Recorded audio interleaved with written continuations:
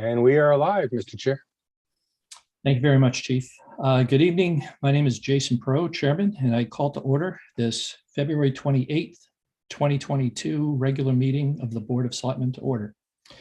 This open meeting of the board is being conducted remotely, consistent with Governor Baker's executive order of June 16, 2021, an act relative to extending certain COVID-19 measures adopted during the state of emergency. All members of the board are allowed and encouraged to participate remotely. The order allows the board to meet entirely remotely so long as reasonable public access is afforded so that the public can follow along with the deliberations of the meeting. The public is encouraged to follow along using the posted agenda. On our agenda, you have the information. I can scroll to it here. For how to connect this evening, there's a live stream on YouTube for viewing. There's a Zoom webinar link if you are wanting to participate in public comment or public hearings. There's an audio phone number to participate in the Zoom webinar. And then this is also being carried by Northboro Cable Access Television Government Channels, Verizon Channel 30, Charter Channel 192. Ensuring public access does not ensure public participation. Unless such participation is required by law, this meeting will feature public comment. I'd like to now confirm the connectivity of the board members. Members, when I call your name, please unmute and respond in the affirmative. My name is Jason Perot, Chairman. Vice Chair, Leslie Rattan. Present. Clerk, Scott Rogers. Present. Member, Julianne Hirsch. Here. And member, Kristen Wickstead. Present. Thank you. I'd now like to confirm the connectivity of staff members who will be participating throughout the meeting. Staff, when I call your name, please unmute and respond in the affirmative. Town Administrator John Coder. Present. Assistant Town Administrator Becca Meekins. Present. Public Works Director Scott Charpentier. Present. Police Chief William Liver. Present. And our Fire Chief and Zoom host for the evening, Chief David Parenti. Present. Thank you all. We also have connection with Northboro Cable Access Television, so we appreciate their service tonight to carry the meeting. Ground rules. As chair, I will invite each speaker or applicant on the agenda to make a presentation and speak to their application. Participants will provide their full name. Each speaker will be asked to mute their phone or computer when not speaking, and when speaking, to speak clearly and in a way that helps generate accurate meeting minutes. Those responding will be asked to wait until the floor is yielded to them by the chair. Speakers who wish to respond to the comments of others, please request to do so through the chair. And each vote taken by the board or committee will be conducted by roll call. I'll explain public comment now, since we will be having a couple public hearings coming up. If you wish to speak during public hearing or public comment, you can do so through the Zoom webinar, either the Zoom webinar link or the audio phone connection. You can, by phone, dial *9 to raise your hand to wait to be recognized by the chair.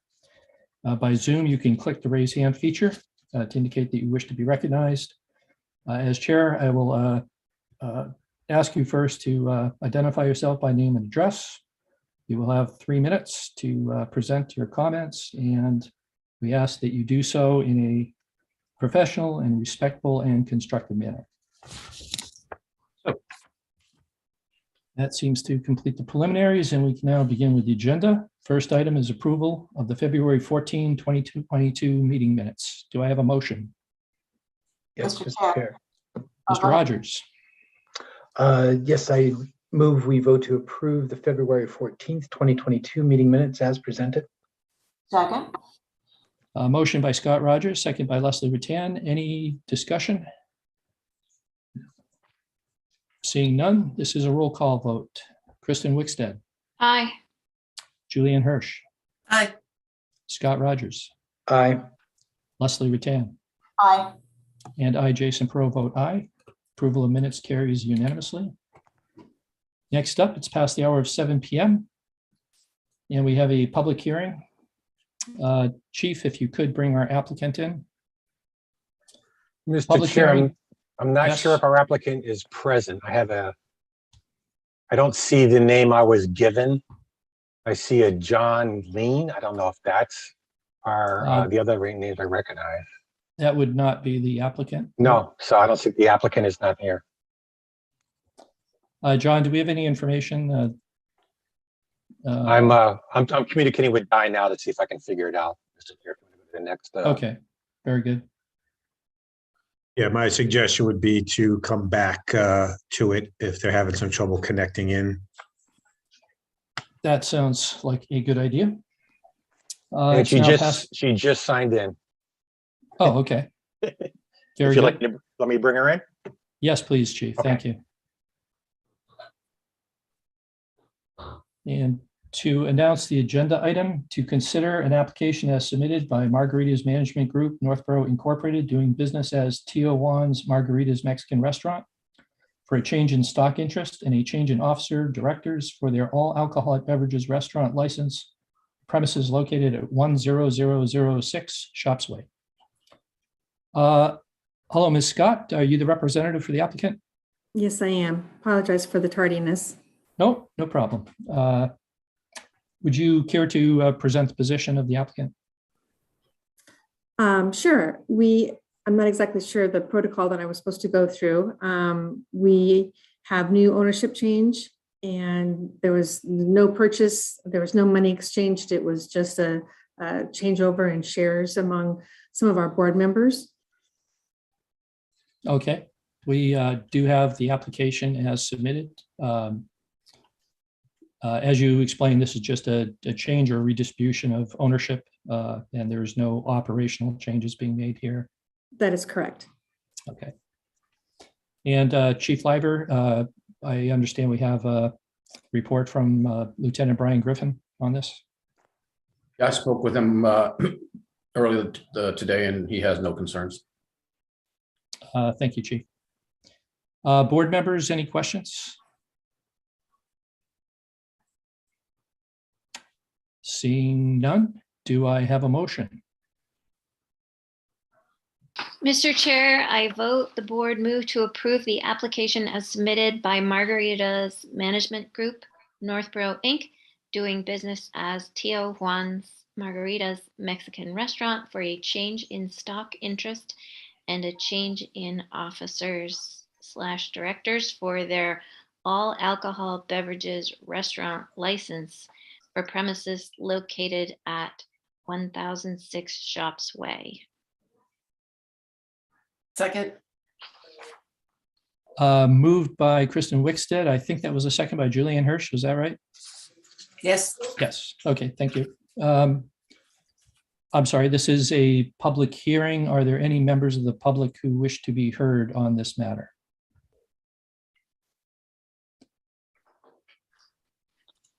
John, yes? Just before we proceed, I was wondering if Ms. Scott can give us an update in terms of the status of the restaurant. I understand they're temporarily closed at the moment. Is there a schedule to open again, and when might that be? Yes, we actually opened on 2/22/22, National Margarita Day. And so Naturally. we are very much open, and I'm open now from Tuesdays through Sunday. So we're very excited to be back on our normal schedule like the rest of our margaritas are in the New England area. Excellent. Glad to see you back open. Yes, we are too. Thank you very much, Ms. Scott. Thank you, John, for asking the question. I don't have my process quite correct here. Any other members of the public who wish to be heard? Seeing none, Kristen, we will put aside your motion temporarily. I first need a motion to close the public hearing. So moved. Second. Moved by Leslie Rattan, seconded by Scott Rogers. Any debate? Seeing none? Can Oh, I yes, say one Kristen. thing? I think I Sure. said the number wrong. I don't know if that matters, but I said 1006 Shops Way, but I'm pretty sure that's it's like Three zeros. Correct. 1006. Yes, Yeah. I tend to use to speak these numbers one digit at a time myself, just to Yeah, ensure that that would have been that works. smarter. Sorry. No. Okay, so we have a motion to close the public hearing. No discussion indicated. This is a roll call vote. Kristen Wickstead, Aye. Julianne Hirsch, Scott Rogers, Aye. Leslie Rattan, Aye. and I, Jason Pro, vote aye. The public hearing is closed. And now returning to Kristen Wickstead's motion to approve the application was moved by Kristen Wickstead and seconded by Julianne Hirsch. Any further discussion? Seeing none, this is a roll call vote. Kristen Wickstead, Aye. Julianne Hirsch, Aye. Scott Rogers, Aye. Leslie Rattan, Aye. and I, Jason Perot, vote aye. The application is approved. Ms. Scott, thank you very much for being here, and we wish you well.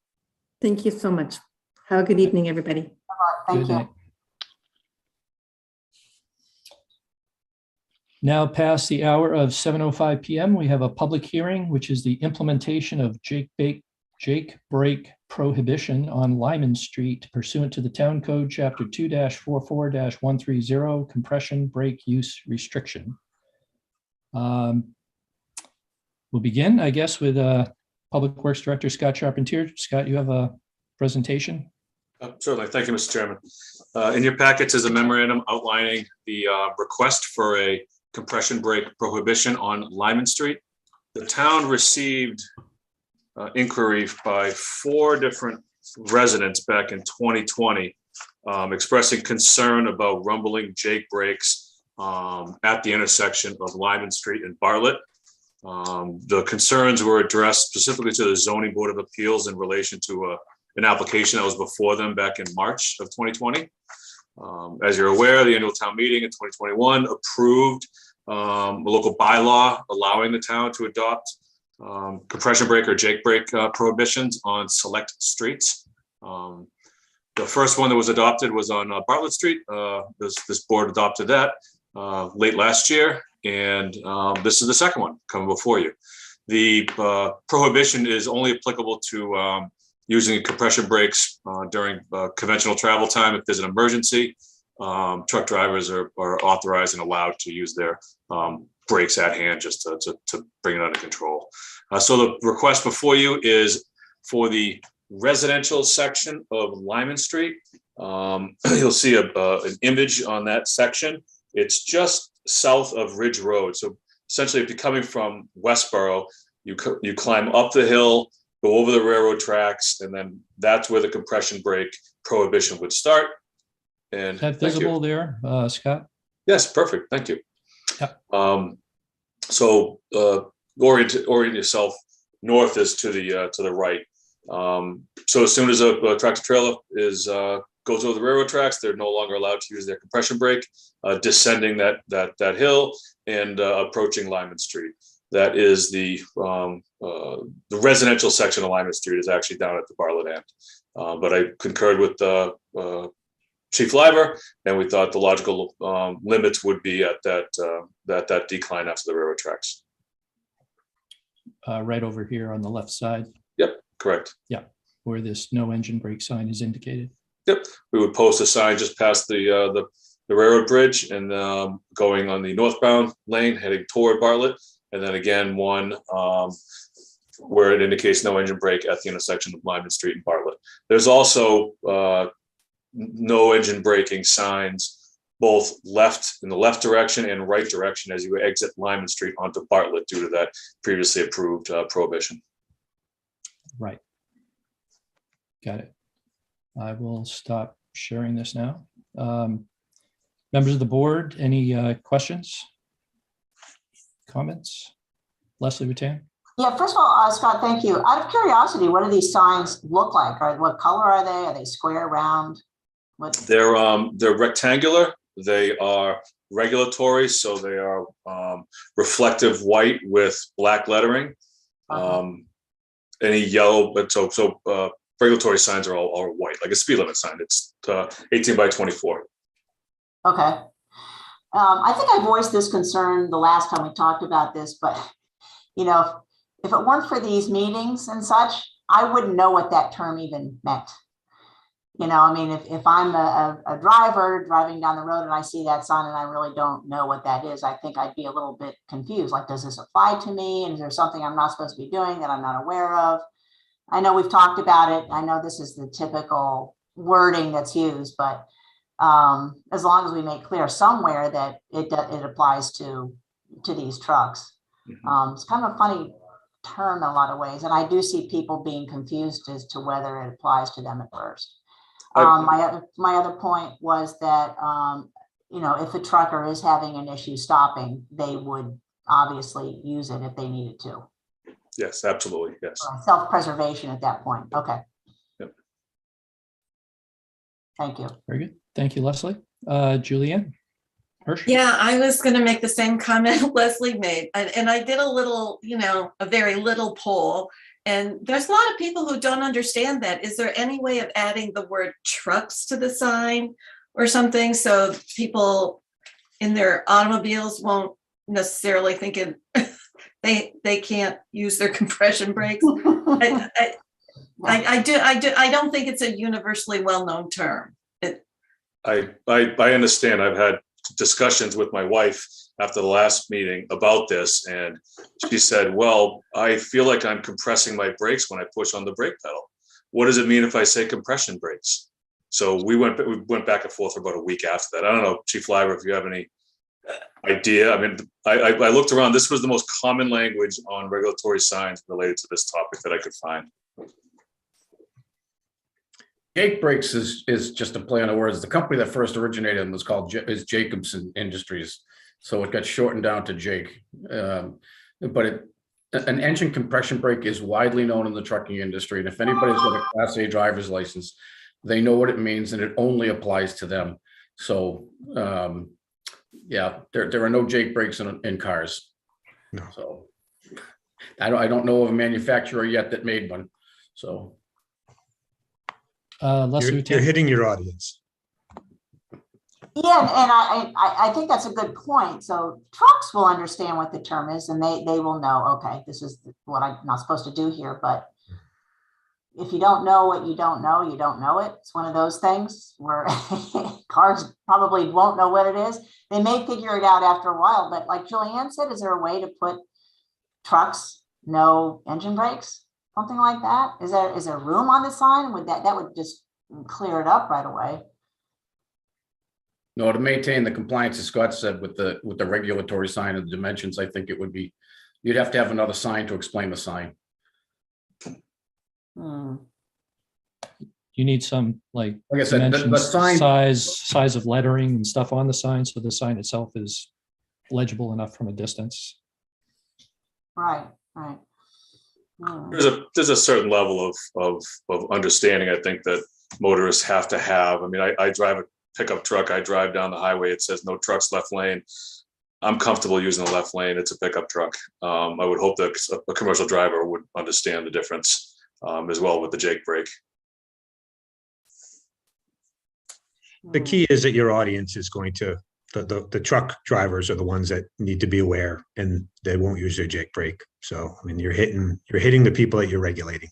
So, and perhaps those that don't know it will get a lesson in what it means by one of my officers. They might drive more cautiously, right? Not knowing what violation they might be in. Any other discussion by the members of the board? Seeing none, this is a public hearing. Are there any members of the public who wish to be heard? Please raise your hand through the Zoom application. And I see no hands. And so I will ask for a motion to close the public hearing. So moved. I had Leslie Rutan first. Do I have a second? Second. Leslie Rutan as the motion, seconded by Scott Rogers. Any further discussion about closing the hearing? Seeing none, roll call vote. Kristen Wickstead. Aye. Julianne Hirsch. Aye. Scott Rogers. Aye. Leslie Rutan. Aye. And I, Jason Pro, vote aye. Public hearing is closed. Do I have a motion concerning the substance of the presentation? Mr. Chairman, I move the board vote to adopt a compression brake prohibition for the segment of Lyman Street from approximately Ridge Road North to Bartlett Street as recommended by the DPW Director. Second. Moved by Julianne Hirsch, seconded by Leslie Rutan. Any further discussion? Seeing none, this is a roll call vote. Kristen Wickstead, Aye. Julianne Hirsch, Aye. Scott Rogers, Aye. Leslie Rattan, Aye. and I, Jason Perot, vote aye. Carries unanimously. The prohibition is enacted for Lyman Street. I'm sorry, I may have missed it, Scott. Do you know the time frame for the signs to be installed? It's generally about a 2-week lead time for the signs, weather dependent. So I would say by the end of March, the signs will be erected. Once the signs are erected, it's enforceable. Very good. Thank you for that clarification. Now past the hour of 7:20 p.m. and we have Public Works Director Scott Charpentier, acceptance of Mass DOT grant award for development of Complete Streets Prioritization Plan. So once again, Scott, would you care to present? Certainly, Mr. Chairman, thank you. We're all familiar with the Complete Streets process. This board adopted the policy at your January meeting. Mass DOT subsequently approved that policy, which gets us past the Tier 1 process for becoming a Complete Streets community. The second tier is to develop a prioritization plan and have that approved by Mass DOT. The prioritization plan is, it identifies sidewalk gaps, it identifies multimodal transportation needs in the community, cycling, walking, transit. Again, it identifies gaps in those modes of transportation. It takes into consideration destinations as well as target users. Target users would be, a housing development or a large residential area with a school destination or commerce area, retail area. So the prioritization plan is really where the community gets involved, the staff gets involved, and we develop a plan going forward. So we submitted a grant application to Mass DOT to help fund development of the prioritization plan. Their grants are generally in the $30,000 to $40,000 range. We requested $35,200 to help out in the development of the prioritization plan. We submitted the application along with the scope of services, a schedule for implementation and development of the plan. Happy to say that was found positively by Mass DOT, and we were awarded the full funding amount requested, $35,200. The contracts are being worked on now between getting signatures on the state side as well as the town side. Once everything is secured and signed, we will move forward with our consultant to develop the prioritization plan.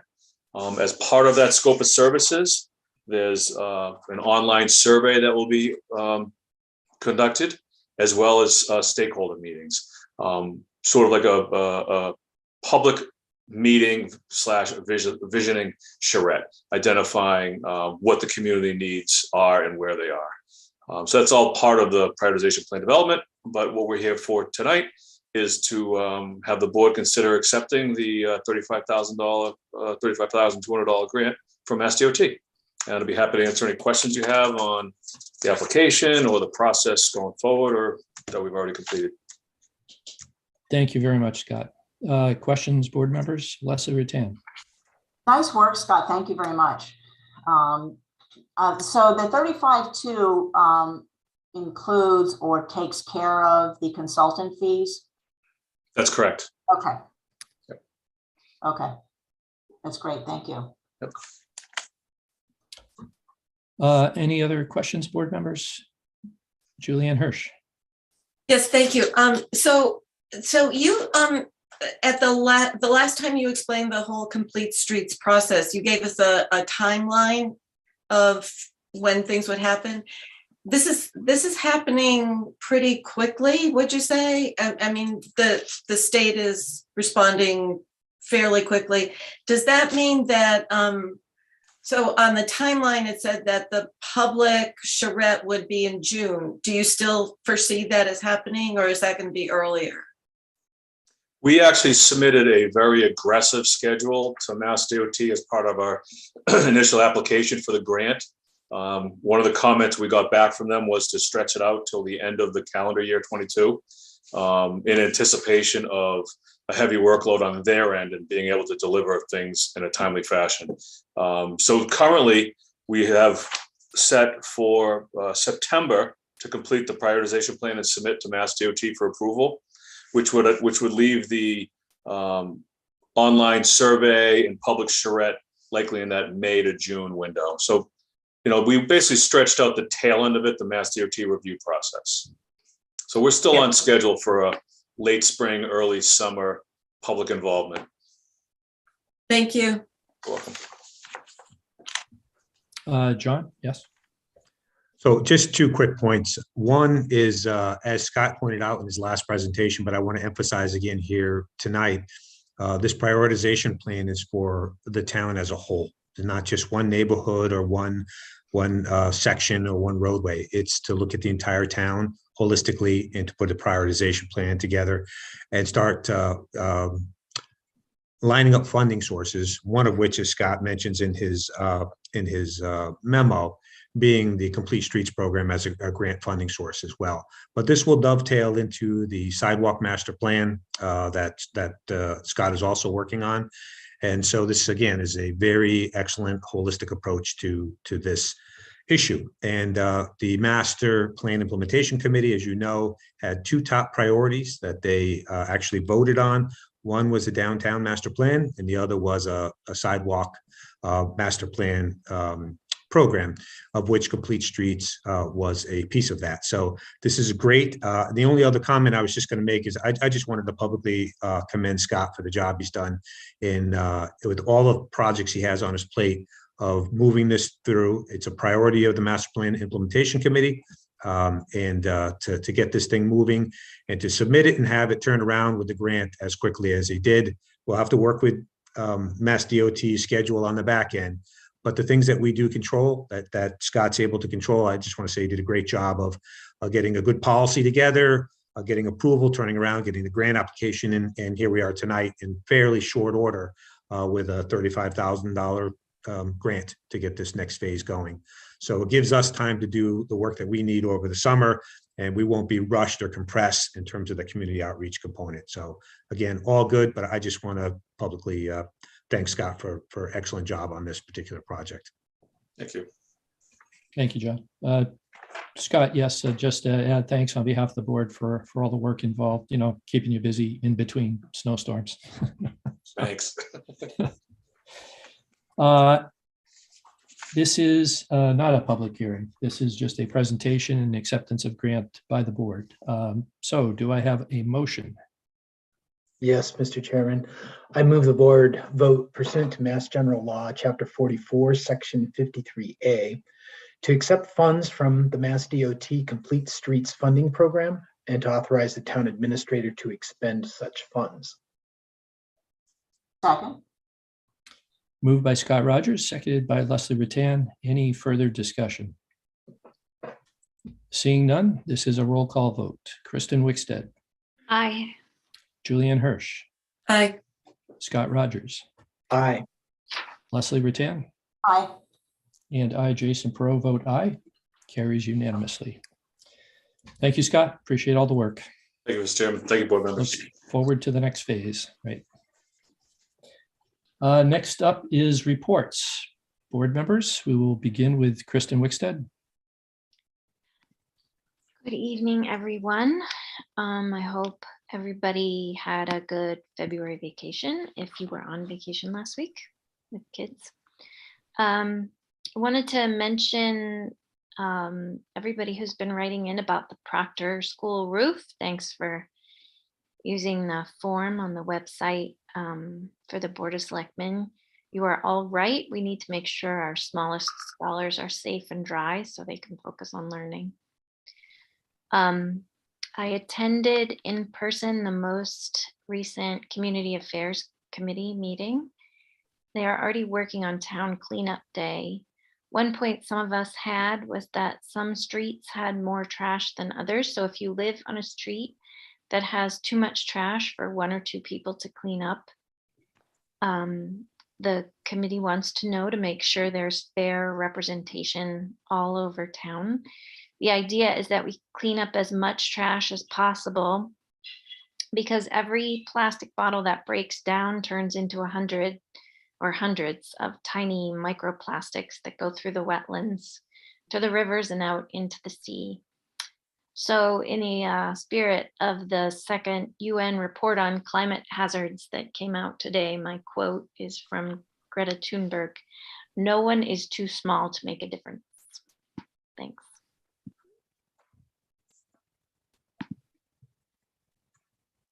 Jason, you're still muted. I'm muted, yes. Thank you, Kristen. Julianne Hirsch. Yes, thank you, Mr. Chairman. So the first committee I'd like to report on is the Cultural Council. They've been meeting frequently as they plan a grantee reception for the artists who have received grants from them, as well as moving ahead with their public art project and also talking about a culture fest possibly this summer. Their last meeting was held at Town Hall, and it was particularly efficient and interesting because our town administrator, John Cordair, made a cameo appearance. He was actually leaving the building around 8 o'clock, but kind enough to spend a few minutes with us answering some pertinent questions that really helped move the meeting along. So thanks a lot, John. That was My fun pleasure. and unexpected. Secondly, I attended the Master Plan Implementation Committee meeting, and there we approved the Master Plan bid scope and heard some brief updates on projects coming up. Third is I'd like to announce that the Westboro Sustainability Committee is sponsoring an energy fair on April 30th from 1 to 5 in the afternoon. Concerned citizens about climate have recognized that it's sometimes difficult to figure out where to start with making our homes more energy efficient. And this fair will have speakers and vendors and exhibitors to help homeowners wade through all of that information. So if you're at all interested, even if you have a 5 or 10-year plan, this might be a really good start for you. Also, tomorrow's March 1st, and on another month, we will be somehow taking possession of 4 West Main Street. I was wondering if we could get a little update on that, on where we stand with that and how we can visit the building to see what it looks like. Just briefly, under the 40-year lease agreement that the town has with the developer, it can be returned to the town beginning in May of 2022. So that is on our radar to provide the appropriate notifications to the leasee that we're going to be interested in taking that building back. As far as access to the building, it's a private building, so we don't have any access as of right now. So, but at some point we will be able to see what we're buying back. Yes, yeah, at some point we'll be getting in there as we continue to have negotiations about the return of the building. The big issue with that particular building is the building itself returns to the town. The parking lot, or the majority of the parking, is not part of that. So that's a discussion separate from this, but related. So.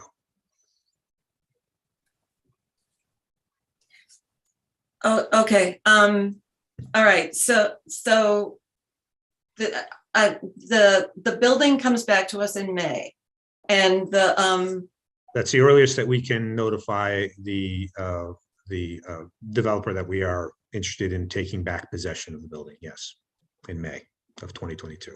Okay. And we need to go through the process that's laid out, and then there's the question of if the town, whether or not the town is interested in entering into negotiations with the owner of the parking lot, basically. So which parking lot are you talking about? There's like a smaller one, and then there's a very limited amount of parking that goes with the building, but the vast majority of the parking to the right of the building is actually does not part of the town's, would not be part of the return of that building. So there's very limited parking that comes back, and the 2 buildings in the larger end of that parking lot is not part of this return. Oh, Okay, Yes. So depending on what our plans are with the building, would determine whether or not we would be interested in entering negotiations for that parking lot. We've had some preliminary discussions. Not at liberty to get into an open meeting. okay. I understand. Okay, and I have been requesting that we are able to meet the new facilities manager. Do you foresee that happening anytime in our next few meetings, or?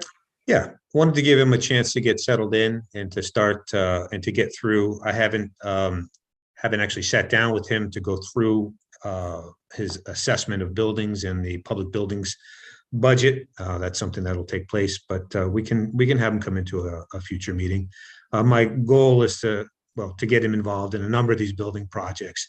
I will say Sean Thompson, he is our facilities manager. He just completed his training. He is now a certified public procurement officer, which is terrific because now he can help do the RFQs, RFPs, and make sure that in his duties as a facilities manager that we're complying with all the procurement laws. So he's been doing a great job, been very helpful, and spend most of his time kind of jumping on issues that have been outstanding before he got here.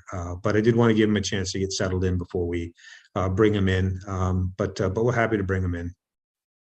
That'd be lovely. Thank you very much. And that ends Sure. my report.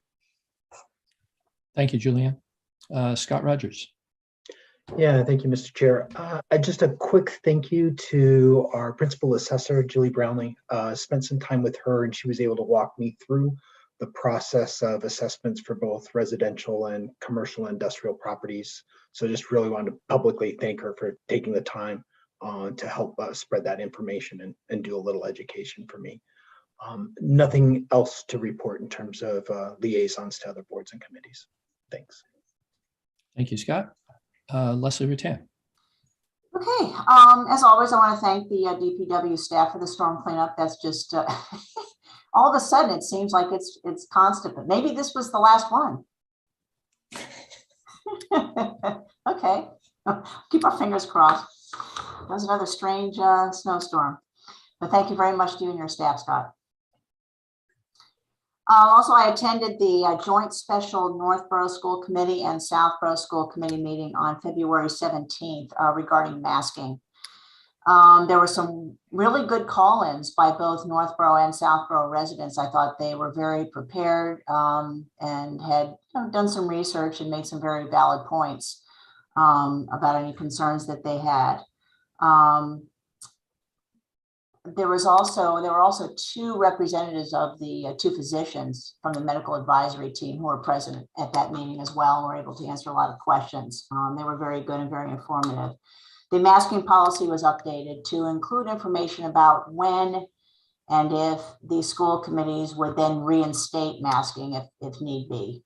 So that was a good discussion. That policy was approved. And ultimately, the mask mandate was lifted for February 28th, which is today, for the middle school, and then March 14th for K-5 students. And as we know, the high school also had the mask mandate lifted today. So the town DPW director got back to me today with some information about the Assabet playground. There have been some questions about that, and Scott did inform me today that the Assabet playground has a goal of being completed by Memorial Day, hopefully, and that there will be no changes to the splash pad. That was another question some people had. They didn't know if that would be further impacted in any way or enhanced or taken away or anything. So that will remain the same. However, there will be all new tables and a shade structure provided in the upper area. So I think that'll be very nice. And it is looking good. It looks very, very nice there. It's funny to see that take shape, and I enjoy going over there when my kids were younger, and this will be a really wonderful new and improved version and ADA compliant and so forth. So everyone's looking forward to that. Great. So thank you very much for that information, Scott.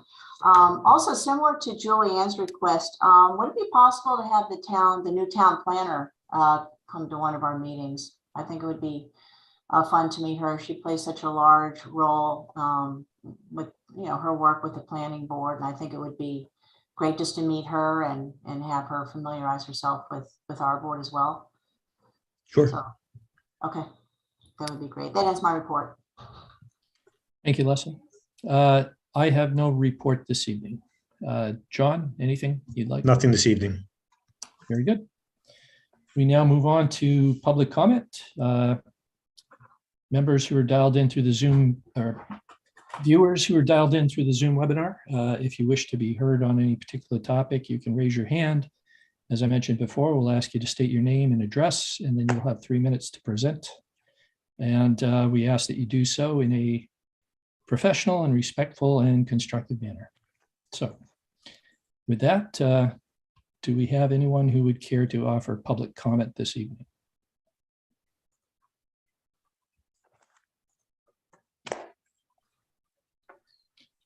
We have one. Laura Zeiton, bring you in.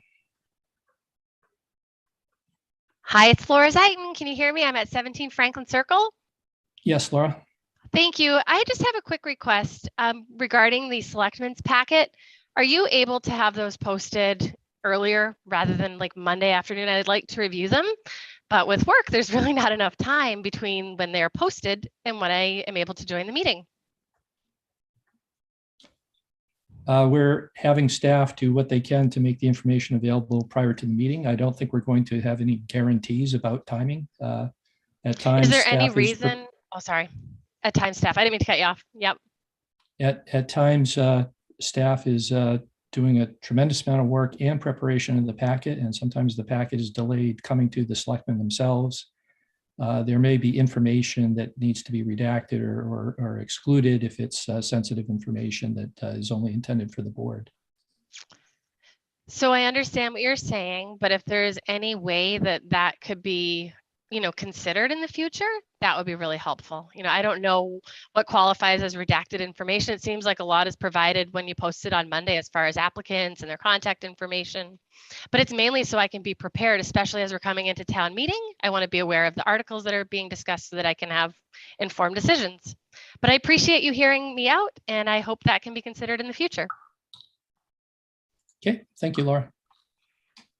Just, Mr. Chairman, the packet was up on the website by 8:30 this morning, as it typically is. So the only time it would be delayed is, as you said, if there was an issue with the information, or sometimes we have some late breaking things that get included. But it's posted first thing. Staff comes in the morning, and it's posted first thing. So Okay, thank you, John. Any other member of the public who wishes to be heard?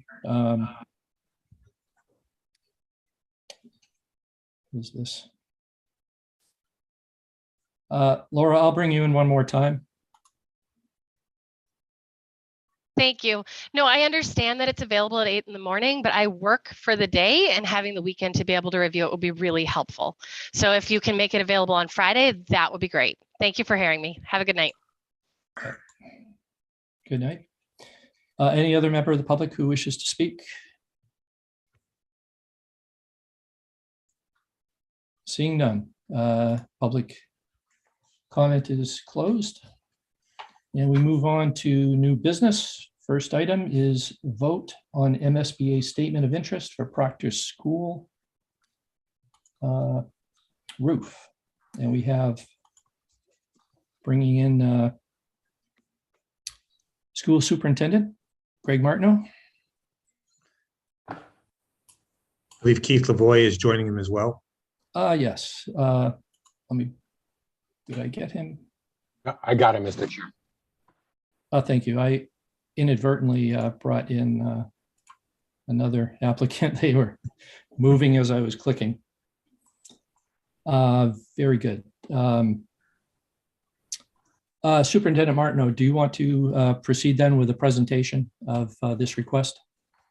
Sure. So thank you for having me speak tonight on behalf of the school district. Just a little bit of context and information. So as the community of Northboro knows very well, the Mass School Building Authority partners with local communities to support building projects and to create affordable, sustainable, and energy efficient schools, as well as fund capital projects. MSBA was a partner with the town of Northboro in the Lincoln Street project, which was a very successful renovation. And as a result, the town of Northboro received 53% reimbursement through MSBA. So it's a very it's a very important funding mechanism to move forward many of these larger projects. The MSBA has two programs, a core building program, which was used for the Lincoln Street project, and accelerated repair program. The accelerated repair program is specifically designed for replacement of roofs, windows, and boilers. So this evening, I'm seeking the board's support in submitting a statement of interest with the Massachusetts School Building Authority regarding the replacement of the flat roof section at Proctor School. The roof at Proctor School does meet the criteria for submitting a statement of interest, and it's really the first step to be considered as part of MSBA's project. A statement of interest basically gets us in line and will be reviewed at one of the board of directors meetings in the month of April or May. So I'd be happy to answer any questions about the project or the statement of interest. Okay, thank you very much. Members of the board, questions, comments? Julianne? Hi, Superintendent Martineau. So could you just, applying for this grant, what would be the year that we would reasonably see a new roof put on that school, on Proctor School? So the timeframe that MSBA provides districts around the accelerated repair program is 24 months as the maximum amount of time. However, that can be accelerated. So, for example, we did a boiler project at the Finn Elementary School, and that took a little under 14 months. So typically a project takes between 10 to 15 months to complete with MSBA. Okay, and this might be too premature to ask, but will the new roof be, as you said, the MSBA like sustainable projects?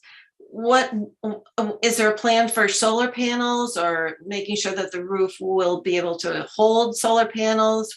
Is there anything in discussion about that?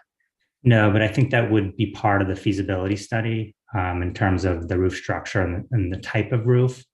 And part of, I think, the longer term plan would be to ensure that a roof could sustain solar panels if the town wished to do so. I see.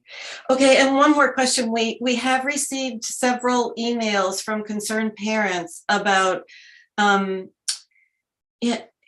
repairing the roof as best as you can until the new roof is put on. Maybe that is going to be discussed at school committee, or can you comment on that tonight? No, I mean, I think part of the capital plan is to move forward with a statement of interest for the Proctor roof. We did experience a couple leaks that were new as a result of some of the wet weather we've had this winter. But I think that in terms of sustainability and funding a project of this size, I think MSBA is an important partner for the town. And we also are, looking at some short-term stopgap measures that we can put in place while we move through the MSBA process potentially. I see. Okay, thank you very much. Thank you, Julianne. Leslie? Thank you, Mr. Martineau. We appreciate it.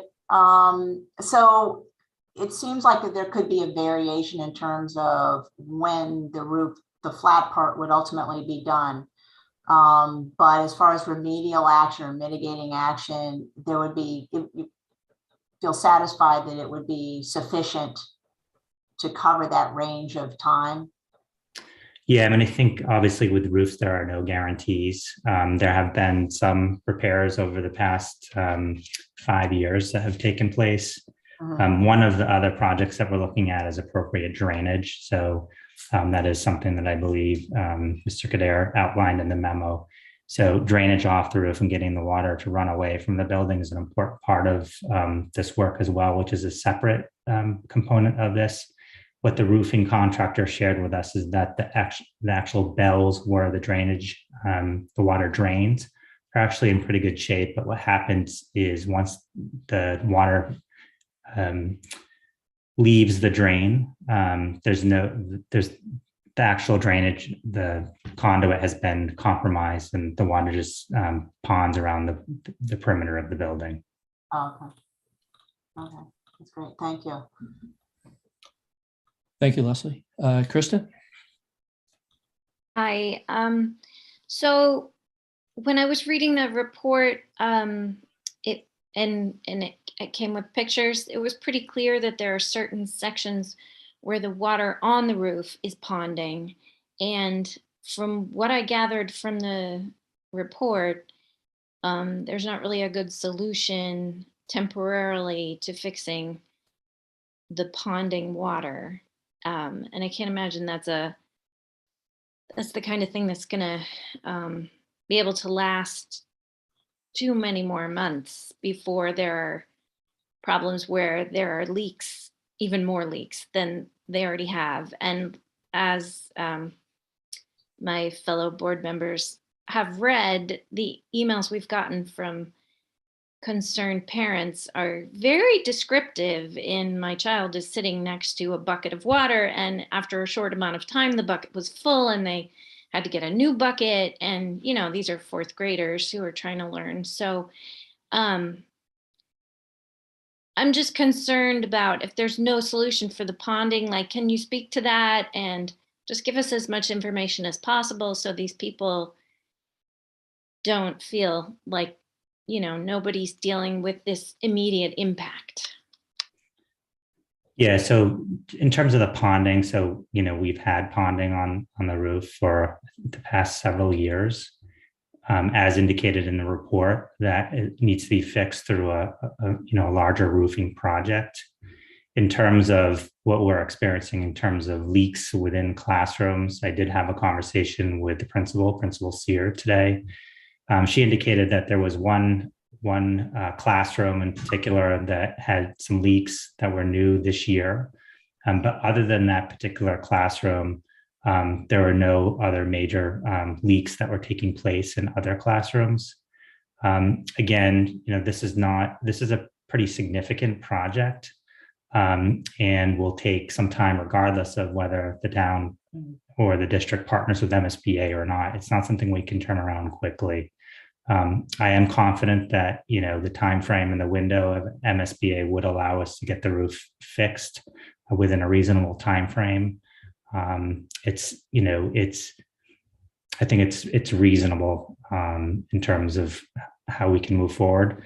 This is the first year that the Proctor roof is eligible for an MSBA project. They do usually put a time frame or a window of age of a roof. And this is the first year that actually Proctor met that criteria. And therefore, that's why we're moving it forward this evening. It was not able to be submitted through an MSBA project in prior years due to its age. Thanks. Are you all set, Kristen? Yes. Okay, thank you. I was just going to ask, Proctor was constructed or renovated, I should say, back in the mid-90s, I believe, right? 1997. Yeah. And over that period of time, what has been, it's essentially just been ongoing maintenance of the roof. There hasn't been any major roof repair or construction since then? Correct. So it's the flat roof is the original roof. There's been a coating applied. Again, I believe it was 5 to 7 years ago, but that was just a short-term solution. And then the metal roof was repaired, or actually replaced through a town project in 2017. Right. Okay, thank you. Scott Rogers, you had questions? Yeah, thank you. So I think the immediate questions were, are there specific maintenance or custodial actions then to address or react to leaks? Is there actions that need to be taken in that step while we look at the long-term replacement or even a short-term repair? Yeah, we do have a roof contractor who can make minor repairs, but again, the roof is at the end of its life. And I think, small repairs are something we can do, but again, the roof does need to be replaced. The custodians do an excellent job. They do ensure that the drains are clear, top of the roof. And I also think this other drainage project that we need to do is also kind of a key step moving forward in terms of making sure that the water is not ponding on the roof and actually is drained correctly.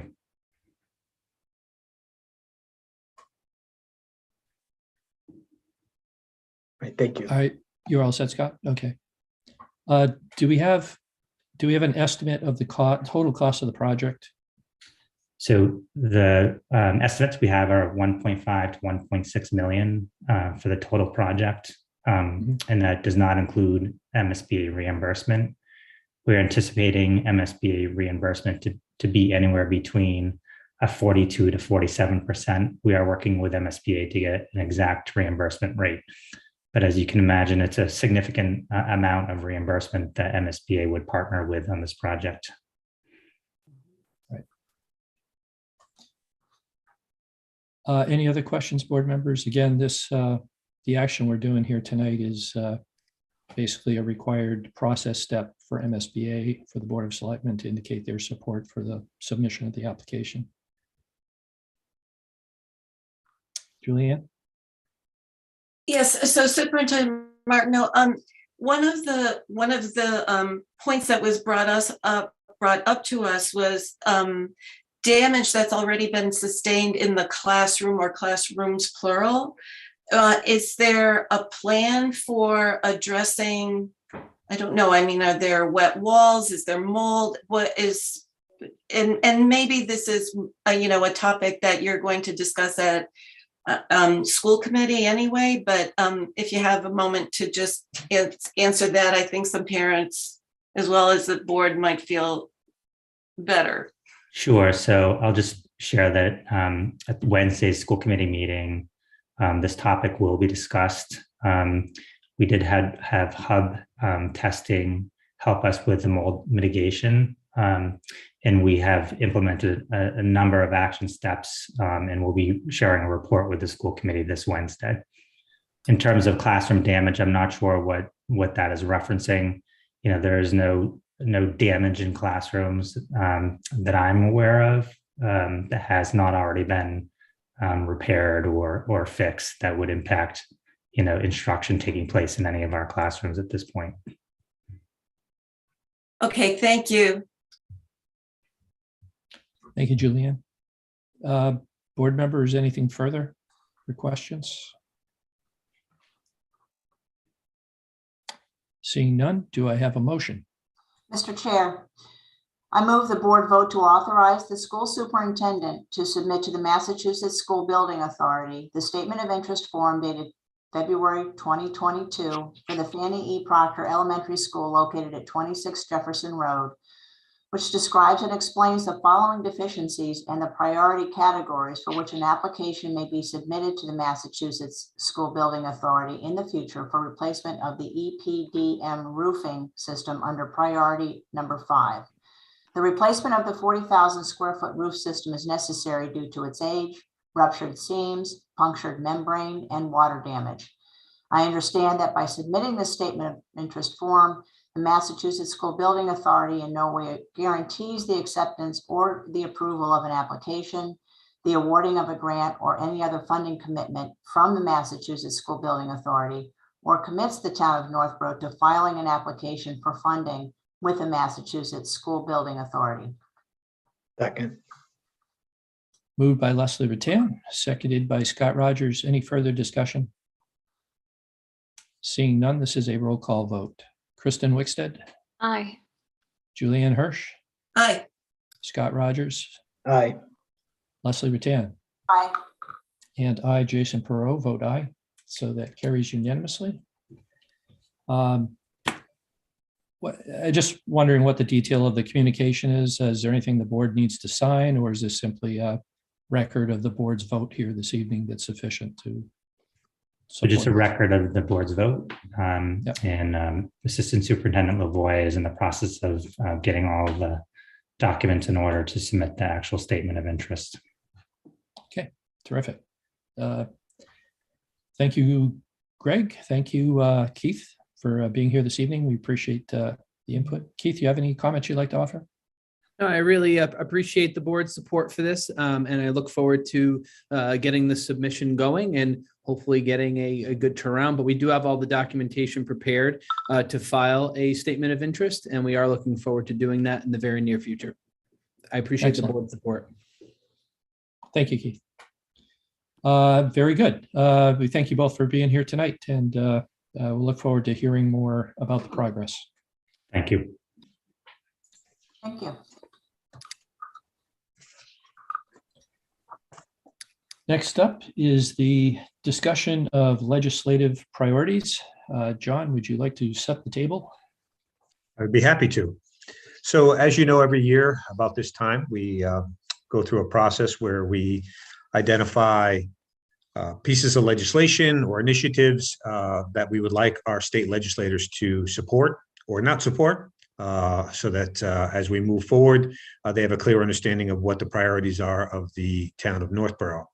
So in your packet is a copy of last year's legislative priorities letter, and it's usually a good basis upon which to begin the discussion for the current year, or the subsequent year rather. In terms of timing, so we just tonight is just to start the discussion. Based on the discussion would be a draft of the new legislative priorities letter for you for your approval on March 14th, which would be your next meeting. And then we would send that to what's left of our delegation. And we will, and we have invited them all in to come in at your meeting on March 28th. So in terms of the legislative priorities, some of the big rocks have not changed, and I don't anticipate they would change. First and foremost, one of our top priorities, or top two priorities, is Chapter 90. This is the transportation funding that we get from the state for roadway work and sidewalks. Every year, the state, and this year is no different, they've approved $200 million statewide. The MMA and the town of Northboro has lobbied hard for $300 million statewide. So that would be a difference between what we receive locally is about $500,000 in Chapter 90 funding. If it went to $300 million, we would see something more along the lines of about $800,000. So it's very significant. Now, I'm pleased to report that not last Friday, but about a week ago, the governor submitted a $2.4 billion supplemental budget for fiscal 22. And part of that budget was $100 million in supplemental funding for Chapter 90 distribution. So that's fantastic news for us. The only downside is that it is a supplemental. It's not a permanent increase. This happened once before, back in about fiscal 15, where the governor had released another 100,000.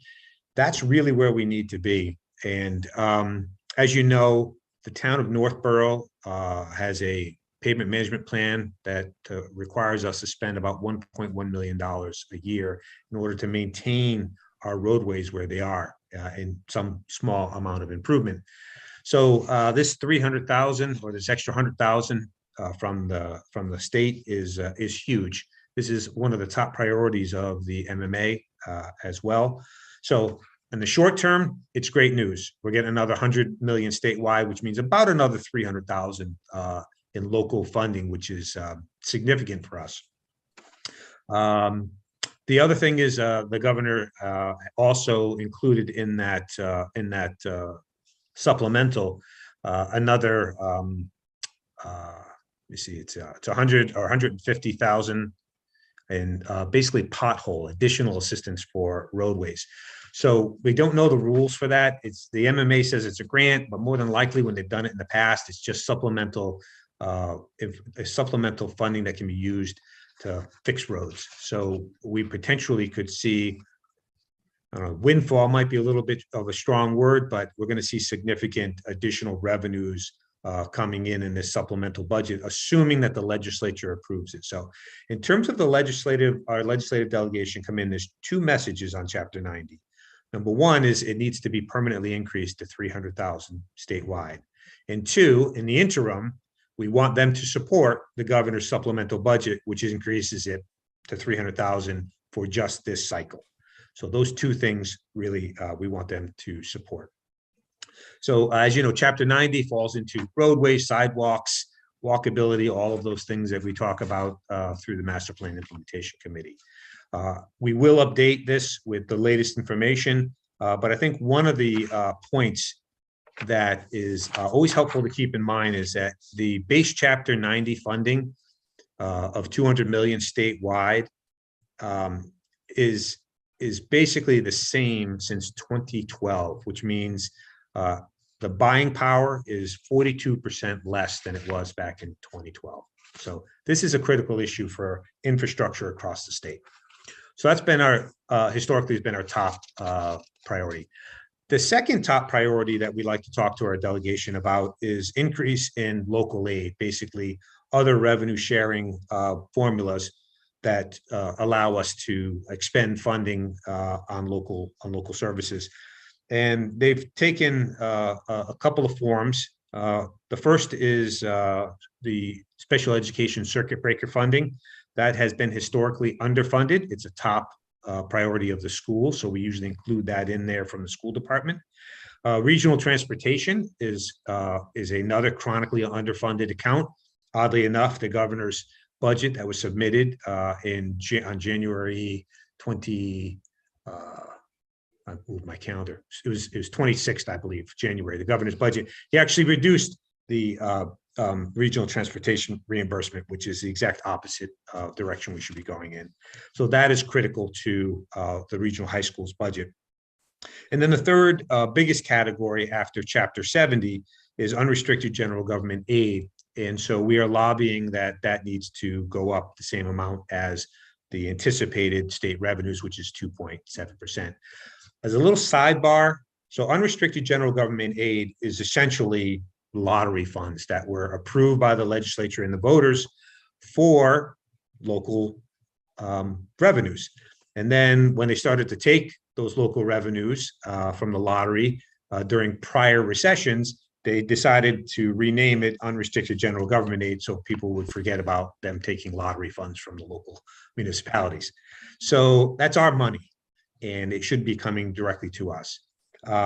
But unrestricted general government aid is moving up at 2.7%.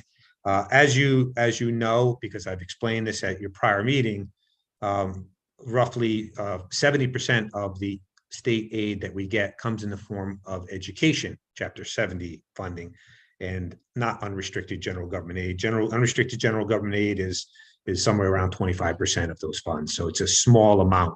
So our overall state aid is not going to go up 2.7%. As I shared with you, based on the governor's budget, it's going to go up 1%, which is what we modeled. A big piece of that is the Student Opportunity Act. And the Student Opportunity Act that was passed a couple of years ago by the legislature is designed to divert significant state revenues, new state revenues, to helping those school districts that are most in need. And so Northboro is one of the minimum aid communities, which means we typically see $30 per student. And the MMA and the town of Northboro has requested that minimum aid go from $30 per student up to $100 per student. That's been our ask. It was our ask last year. I would suggest that we include it again this year. But the big takeaway when it comes to state aid, so Chapter 70, school aid, special education circuit breaker funding, regional transportation, and unrestricted general government aid. Those are the categories that we want to talk to our representatives about and get their commitment on fully funding, particularly the special education circuit breaker, regional transportation, because those were commitments that were made by the legislature, as well as getting a reasonable share of unrestricted general government aid. As far as Chapter 70, we just, as I've said to you in the past, we are not going to see significant increases. There are, I read with envy, districts that are getting 8, 9, 10% increases in state aid. We're getting 1% overall, 1% in fiscal 2023 as of right now. Given the fact that we aren't one of these school districts in need, we're just not going to see any significant state aid for the foreseeable future. But the accounts that they did make a commitment for, special education, regional transportation, we want to remind them of those. And historically, the legislature, as the process unfolds, the House and the Senate has been more favorable in terms of those accounts versus the governor. One reason is, as they go through their process, they have access to more current, up-to-date information about revenues.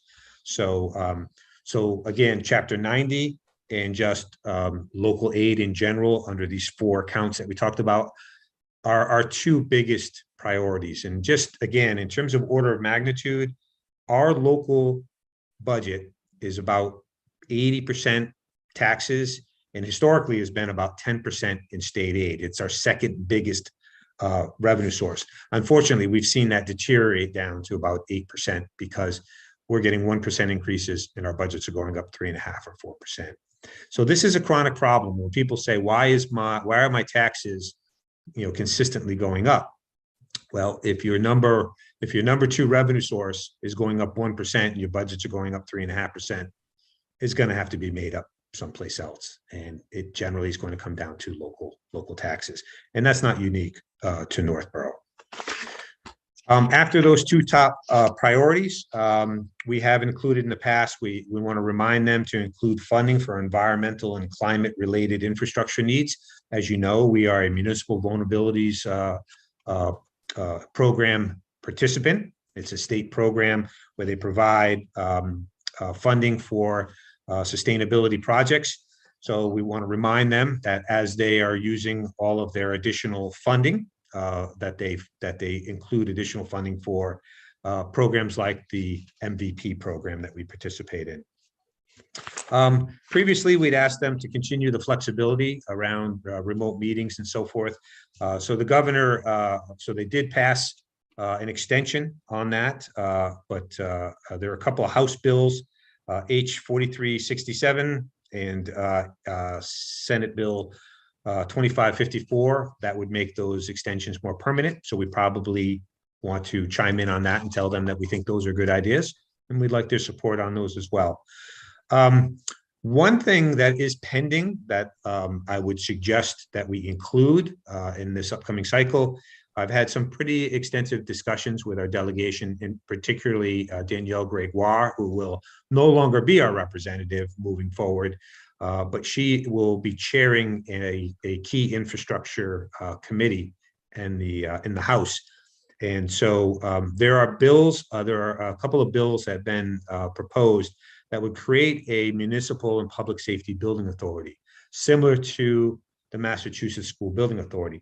I always felt like it was ironic that you can get into a state building program for a library or a school, but not for a police station, a fire station, or a municipal building.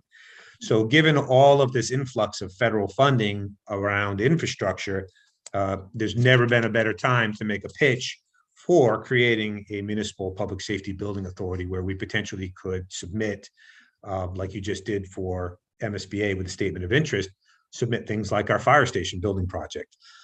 Regardless of those bills, which I will give you some more information on those at your next meeting, because I would like to include those in at least a discussion with our delegation. We have had separate discussions about earmarks, an earmark for our potentially for our fire station building project. It was actually on the front page of, I believe it was the TNG a couple of weeks ago, where Danielle Gregoire was talking about these bills and indicated that there needs to be a way to get funding for these critical, particularly these public safety buildings. And then we have a standard, I don't see it getting any legs this cycle through, but OPEB reform at the state level. I don't think there's an appetite, and I don't hear any bills being filed, but we always like to remind them that that's something we would like them to take up when the time is right. And then just a couple general things that we've included: opposing unfunded mandates, despite the fact that the legislature isn't allowed to create unfunded mandates. They have to pay for them. They find unique ways of dodging that every single cycle by creating regulations that they say either don't cost money or well, they find a way to dodge that. So as a blanket statement, we want to remind them that they should not be creating any unfunded mandates. It's fine if you want to make us do something and you're going to give us the finances that are necessary. But given the fact that our state aid is going up 1% and has gone up between 1.5% for the last 4 or 5 years, it's particularly stinging when they create additional unfunded mandates. Probably the most recent one was, the public records law that they changed, and it created a huge financial burden for us that basically essentially went unfunded. We always like to remind them that public procurement or public construction is about 30% more expensive than it is in the private sector. And it's because of our requirement to pay prevailing wages.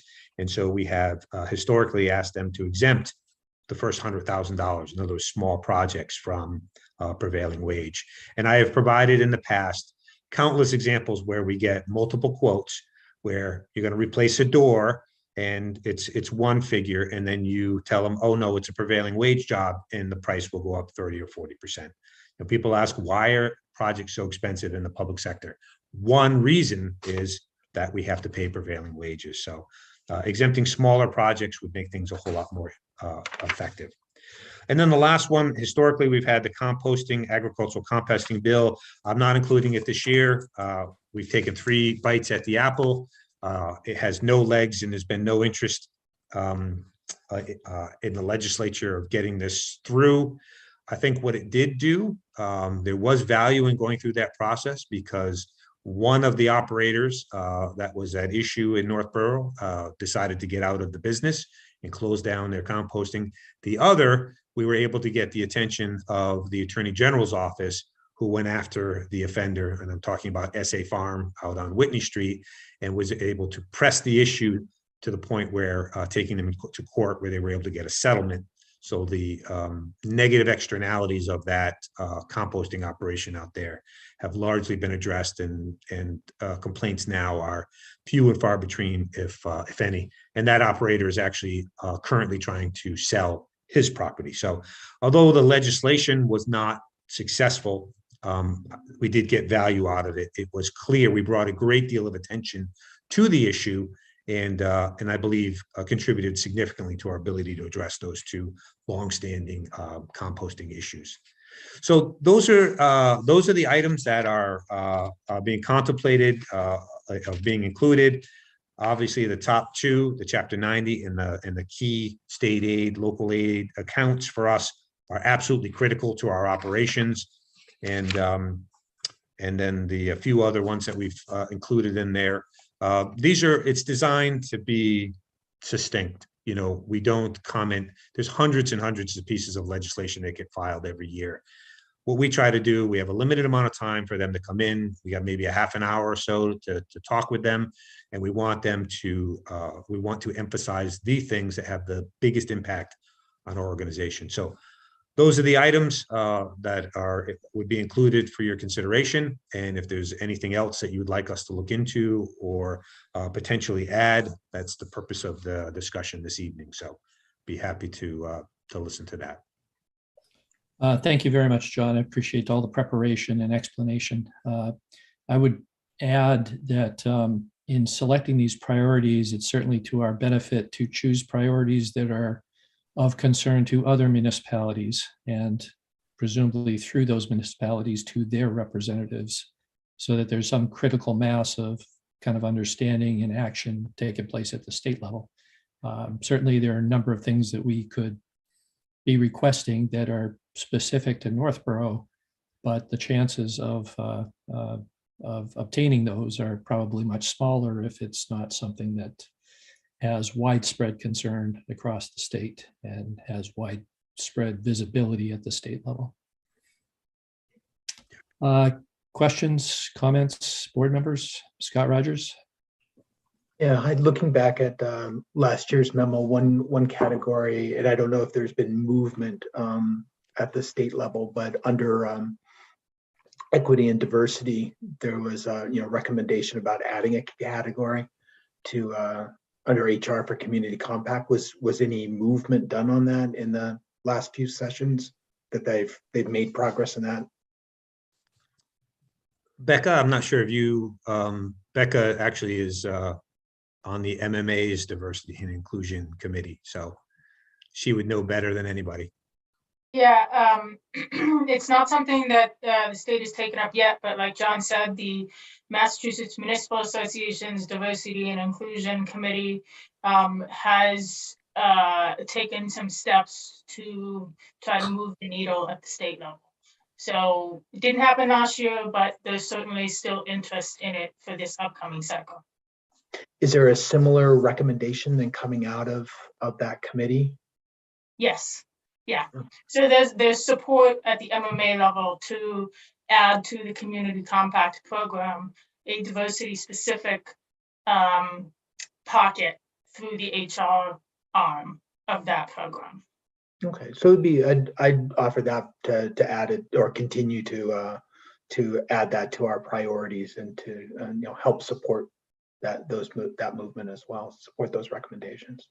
Yeah, so that was, as you point out, was included. We would anticipate updating that, including that this year. One of the things that we do is we want to call their attention to specific pieces of legislation. So we want we want the bill number, or we want the reference to if it's a study or a white paper of some kind, or if the MMA has put out a policy statement.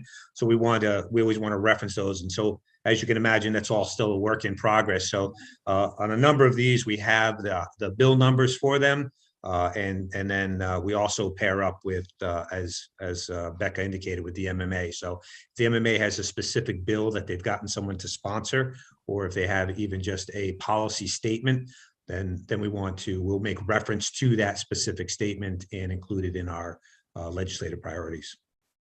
We found a long time ago, it really benefits the town to put numbers in terms of the impact, and to put specific bills that we want them to support or to not support.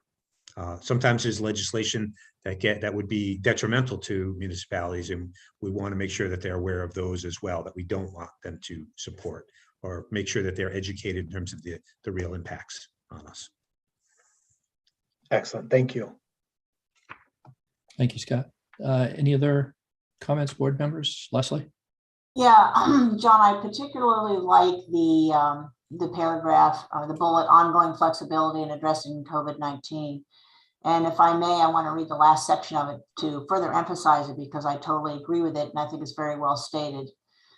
While COVID-19 presented obvious challenges with respect to open meeting law requirements, the temporary suspension of those requirements by the governor opened many communities to a new world of possibilities that allows for better access and transparency for residents and businesses to stay involved in local government. We support continuation of the utilization of online meeting platforms to conduct business for local boards and committees. Very nicely stated. And I think it makes the point very, very well. And again, just the governor did sign a supplemental bill that allows that flexibility through July. They keep kind of kicking the can, which basically everybody seems to think that this is something that's here to stay, and they just need to kind of work out. And so when we get the specific bill, that's what we'll cite in the letter. Okay, perfect. Thank you very much for that. Yeah, you're welcome. Thank you, Leslie. Kristen? So this is my first legislative priorities meeting, so bear with me.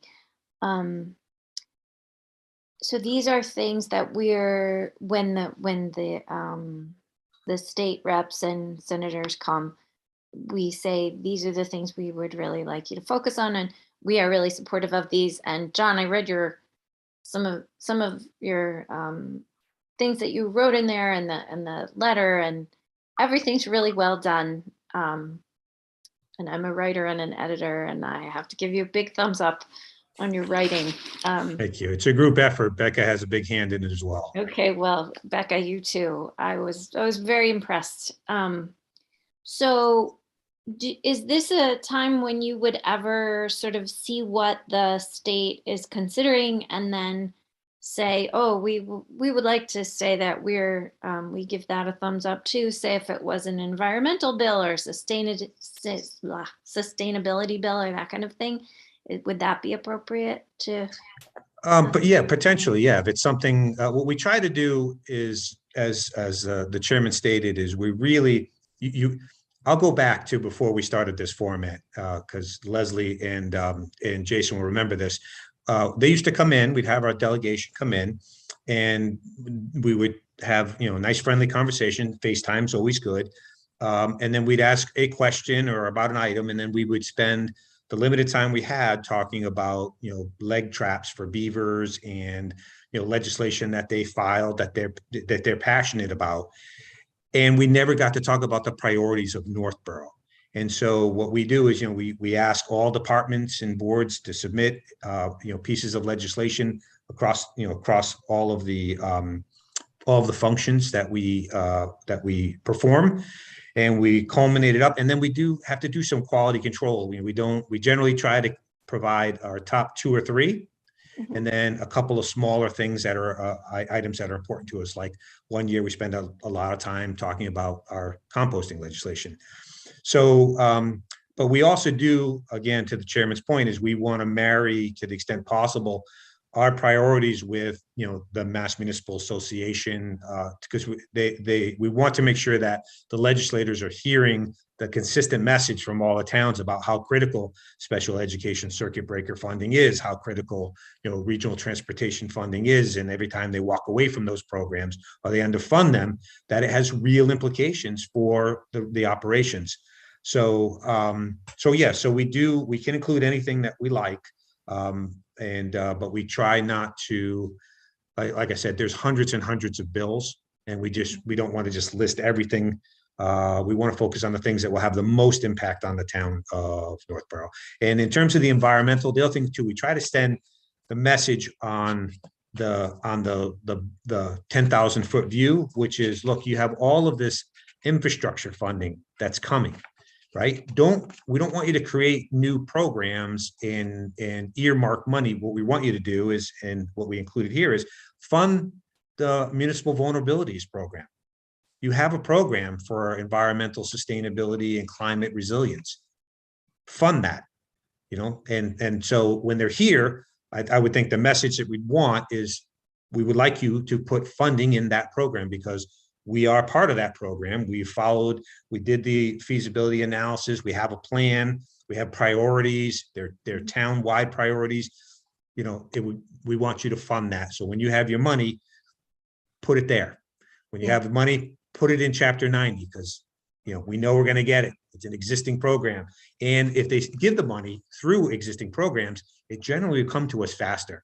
What happens is, every time the legislature creates a new program, the legislature writes vague language, well-intentioned, and then whatever agency has to actually implement it, they say, we don't know what you mean by this. And then they have to create rules around that new program. All that stuff takes the better part of a year.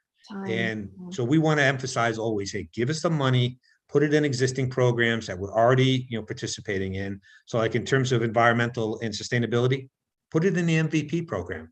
We have projects that are queued up that we're looking to get funded. And that can happen in very short order. If they get the message, put it in that program. And I think that's what we want to try to focus on. Okay. That's a great answer. And yeah, because I mean, I know even just from my experience being on this board, everything takes a little longer than people want it to. So that makes sense, not to give them more work to do. And then I just have one more question sort of about the Chapter 90 funding. So Cedar Hill Road is a big issue for a lot of people. There are a couple of residents who, every time they see me, they mention, I am afraid to drive down Cedar Hill Road. There's so many potholes. So part of Cedar Hill is ours, but not very much of it. Most of it is Marlboro. And Danielle is still going to be in charge of Marlboro, and we're already friendly with her. Is there any way that we can kind of while she's there, try and say, hey, it's really important to the residents of Northboro that Marlboro pave this road. Is that something that can happen? Generally, we don't have any ability or authority to tell another town what to do with their tax dollars. We have responsibility for our very small, limited area on Cedar Hill Road, but the vast majority of Cedar Hill Road, as you pointed out, is in Marlboro. And Marlboro has their own, pavement management plan and their own priorities. I don't know where Cedar Hill is on there. We certainly can make a friendly call from at the staff level over there just to see if Cedar Hill is on there, where Cedar Hill might be on their list. But generally speaking, it's a mayoral form of government as well. So, the mayor has a little bit more influence, and as you know, we do have some legal issues that we're dealing with Marlboro through the Wesley treatment plant. So until those legal issues get resolved, it's difficult to partner on much else. We have other projects that we partner with, would like to partner with Marlboro on, and so it's gonna take that litigation to be worked out, I think, before we can maybe get back to better diplomacy. Some of the older board members know when we had the litigation between us and Southboro regarding the high school project, it was very difficult to partner with Southboro because we had that point of contention until that got resolved. That's been resolved now for 5, 6 years, maybe 7 years. And now we're partnering with them on a joint procurement for health insurance, and we're working with them on all sorts of other projects. So unfortunately, I don't know how successful that will be.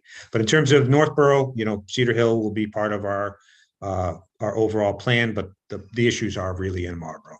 So yeah, I can tell you what happens when residents from Westboro call to complain about a roadway in Northboro.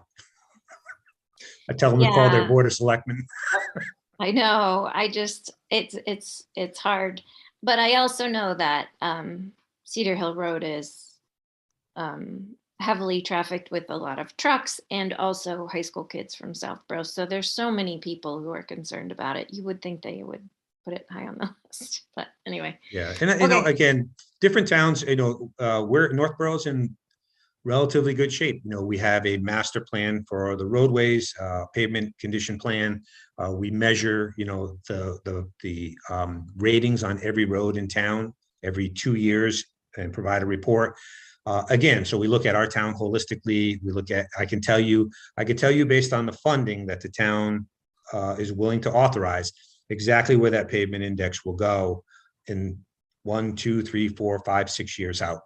And so we are on an uphill trajectory, which is a positive. But the more money you put in, the faster you can move up that graph. One of the other things I did want to just mention in terms of roadways is, all this additional funding is great. The extra Chapter 90 money, the pothole money, and there's a lot of infrastructure funding that is still kind of floating through, and we're waiting to see where it materializes and what programs it comes through. There's going to be a great deal of competition for contractors. There's only so many contracts that do paving, and the asphalt plants, when the demand goes up, the prices are going to go up. So the cost of asphalt is going to go up. So, there's going to be an inflationary impact on all things, pavement. So just something to be aware of. So in addition to, inflationary impacts, there's going to be pressure on the costs moving forward. But I'll take the extra money every day of the week. So. Okay, thanks. You all set, Kristen? Okay, Julianne? Yes, so I think the list is excellent, and I agree with all of the priorities, and I'm grateful that you offered to hear anything else that we might be concerned about. So I am concerned about traffic safety, and I think we've heard a lot from the town, people in town, that they are also, and I have not done a lot of research, but I am aware of at least one bill. It's called an act relative to automated enforcement, which would allow municipalities to up to a certain number, it would allow towns and cities to put up cameras at troublesome intersections, or intersections that the police or DPW determine would benefit from this. Our police are stretched, and we don't have an overabundance. They can't be everywhere at all times. And I'd like to hear more about this and whether or not it's something we would want to support. I don't know if any of you have traveled in other states where they're already instituting this. Your Waze might even tell you you're approaching an intersection that is monitored by cameras. But it's something that Massachusetts, I guess, is considering right now. And from the little I've read, and admittedly it's a little, I believe Governor Baker is in support of it. So I wonder how the rest of you feel about this. I would need a lot more information about the bill to make a decision about whether this is something that would be added to our list. I can say that having had a college student who attended in Maryland, there were occasions when I was driving Massachusetts speeds in Maryland and was automatically flagged for a speeding violation, camera-based. I don't know. It would need more information about it before considering it to be a priority to make it onto this list, which by definition is a fairly short list, in order to focus the greatest attention on the most significant items. Kristen? Well, I wonder if maybe to get more information tonight, if Scott from DPW or Chief Lever had any, maybe they know a little bit about it, since Scott works with Mass DOT all the time. And well, the chief, obviously, he's the traffic safety guy. So. Mr. Chairman, I'm not familiar with the legislation. I don't know if it's geared toward intersections, signalized intersections, or if it's more geared toward speeding. I haven't looked at it or even heard of it until this moment now, so I wouldn't be able to comment on it. Thank you, Scott. Chief? I've read the statute, the proposed bill. It basically allows for automated enforcement of motor vehicle laws. They can be posted at intersections if you want to use it as a red light camera, or you can put it on a street where it will do radar speed violations. Takes a picture of the operator and the front license plate of the car. It does allow for putting it on state property with permission from Mass DOT, but it's at the expense of the community. And it also authorizes the towns to impose the fines and collect the fines. And it doesn't impact things like merit rating and the things that other folks are most concerned about. I did read it in its entirety, and it's something I'd be highly interested in. Thank you, Chief. How would we work that? Would we circulate the bill to all of us so that we can? And you know, I don't know. I mean, John or Becca, you work with MMA. Are there other bills that would help with traffic safety that we should consider also? I'm not aware of any, but like, as I said, literally, there's hundreds of representatives and senators, and they all submit bills, and we never know. Some of them never get out of the rules committee. Some of them never get through conference committee. So generally, we tend to focus on bills that have made their way through or have traction. But we tend to, again, we tend to focus on the things that are in the list already. So I don't know. I don't know enough about. I don't know anything about this bill. So we can, if you have a bill number that's helpful, or a sponsor of it, and we can pull some information together and distribute it. Okay. All right. Thank you. Sure. Thank you, Julianne. Any other questions, comments, board members? Hearing none. Okay. Thank you, John. So we will be reviewing this once again at our next meeting with the Yeah, so what we'll do is updates we're going to update the letter. As I said, we'll try to get bill numbers and delete the things that are no longer current. And we'll package back up for you. You can have it, you can approve it. Hopefully at your next meeting. It shouldn't be wildly different from what you've seen tonight from the prior year.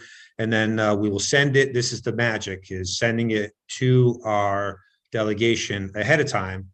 And when they come in, to ask them to speak to these issues. So otherwise, sometimes you'll get, well, it's the first I'm hearing of it, or I don't know, I'll have to get back to you. We get it to them ahead of time. They see it. They're well-known issues. And really, you want to just pin them down. Are you going to support, special education, transportation, the things that are absolutely critical to our operations? So. Okay, thank you, John. You're welcome. Next item is update of preliminary fiscal year 2023 budget. So in your packet is about a 9-page memo that gives you an update on where things stand right now with the budget. Appropriations, financial planning are meeting weekly, beginning Wednesday, financial planning, and Thursdays are appropriation, and they'll be meeting weekly moving forward. But we have the regional high school has completed their budget.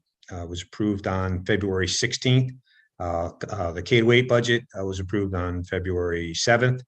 And the Assabet Valley budget was also, or assessment was also approved. One of the things that we do every year, and I don't want to take up too much time at this stage of the meeting, but there are general goals and objectives that we talk about in terms of the sustainability of our operations. And there's four main ones, four main goals, and there's objectives, are sub goals and objectives below those. But I'm just going to read the four main goals and not all the details. But the first one is to protect and improve the town's overall financial condition, which broadly defined as our ability to maintain existing service levels, withstand local and regional economic disruptions, and meet the natural demands of growth, decline, and change. This is what you hear when we talk about financial trend monitoring, is being able to maintain a good service level that people are seeking. The second one is to develop our budget in conformance with the town's comprehensive financial policies. Our financial policies are like the rules of engagement. Like, you can't play any game or engage somebody in anything without understanding what the rules are. And so our financial policies sets the table for what we will or won't do with regard to how we conduct ourselves financially. And so it means things like making sure that we're not using one-time revenues in the operating budget at an unsustainable level, that we're not taking on too much debt, that we're taking care of our unfunded liabilities. And so when we put our budget together, one of the primary goals is that we aren't using any one-time gimmicks. We're not borrowing or issuing debt to pay for operating expenses. We're not using one-time revenues, free cash, and stabilization funds to artificially prop up a budget that isn't sustainable in the long run. So making sure that you have well thought out financial policies, and then even more importantly, that you follow those as you put the budgets together.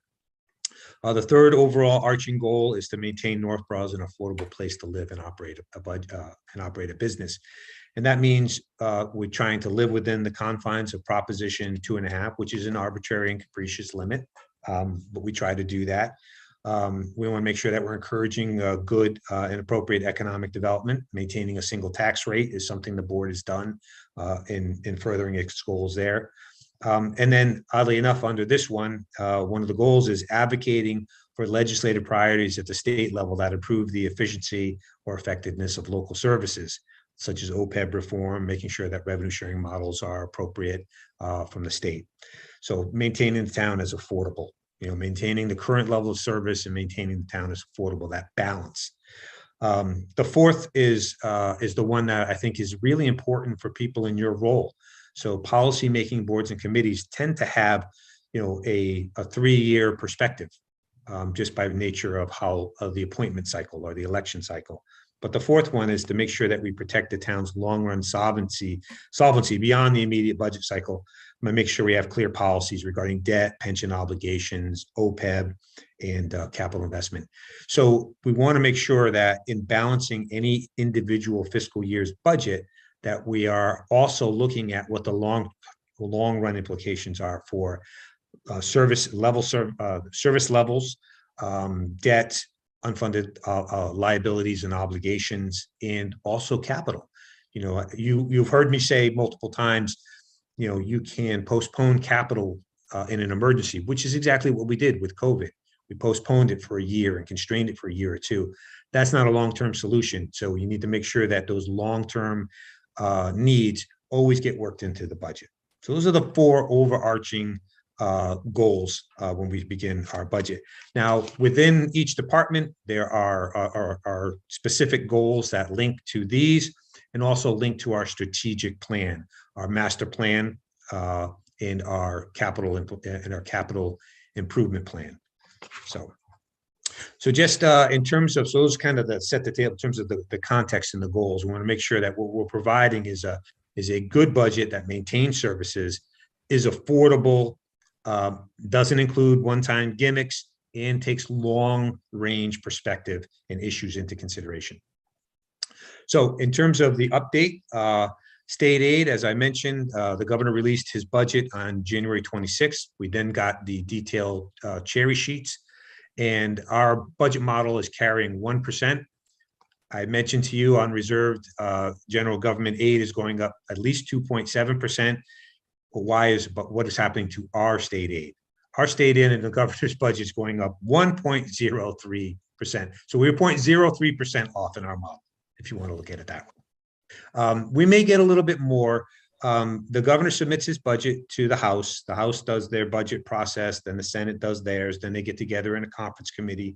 We generally don't know what our final state aid numbers are going to be until well after town meeting. But they're not going to move for all the reasons we've discussed in the financial trend monitoring meeting and previous board meetings. They're not going to move much off that 1%. We might see another 0.5%, which, you know, you're talking about another $30,000 or $40,000 on a $5.6 million, you know, local aid account. It's not going to move the needle for anybody. And by the way, as I always mentioned, if any state aid that we get above what we budget after we set town meeting will just be applied and legally must be applied to just reduce the tax impact. So there's no downside to that, to being conservative in those numbers. But at this stage, you know, we're looking at 1%. And I did mention under legislative priorities letter, the governor filed a $2.4 billion supplemental, and this is under fiscal 2023, so the current fiscal year. And so that additional Chapter 90 money and the pothole money will be coming through. There's also there's $100 million in the winter repair program for the pothole program. And then there's $150 million for climate change grants, including the Municipal Vulnerabilities Preparedness Program. So when we meet with our legislative delegation, the governor has a bill that's out there. And so we want to talk to our delegation that we would like you to support that bill, because that would be a direct program that we could participate in. New growth, again, hasn't changed. We're still looking at 40 million. And we talked about the trends in new growth pretty detailed and had detailed discussions when we set the tax rate back in November. Local receipts, again, are level funded. We're seeing hotel meals and motor vehicle excise coming back, but we're still not back to pre-pandemic levels. So for now, we're holding those level. That assumption is the same as the one that we talked about back in December. That hasn't changed. In terms of outstanding budget items, there are three things I want to just mention to you this evening. So the first is that we do have, we are in contract negotiations with all 5 non-school unions. So we're in active negotiations. Should one or more of those negotiations settle, then that would require a modification in the budget if it happens in enough time prior to town meeting. The other big thing on the personnel front is that As you know, we are wrapping up a classification compensation study. So all the job descriptions are being updated. A market analysis is being done to make sure that our level of compensation is competitive relative to our comparable communities. And so that will have, in all likelihood, an additional financial impact. We're not anticipating that we're really out of line, but when you redo the job ranges, people who might be at the maximum now might have available to them a year or two of merit increase. Some positions, few, if any, will be reclassified. And so there will be, as anytime you do a class comp study, and you do them about every 8 to 10 years, but every time you do one, there's going to be financial implications. So right now, since the contracts aren't settled and the class comp study isn't completed, we are going to be carrying in a central personnel board account funding sufficient to take care of those things. So that is still ongoing. Second big thing to report, and this is a real positive thing for us, is we are going to a new health insurance carrier. As you know, we put it out to bid. Fallon exited the market, and so they are only going to be interested in doing Medicare work. So they're no longer in the public sector. So we went out to bid. We had multiple meetings with our insurance advisory committee, which is all the bargaining units, including the unions in the school, K-8 school department. Multiple meetings going over the results.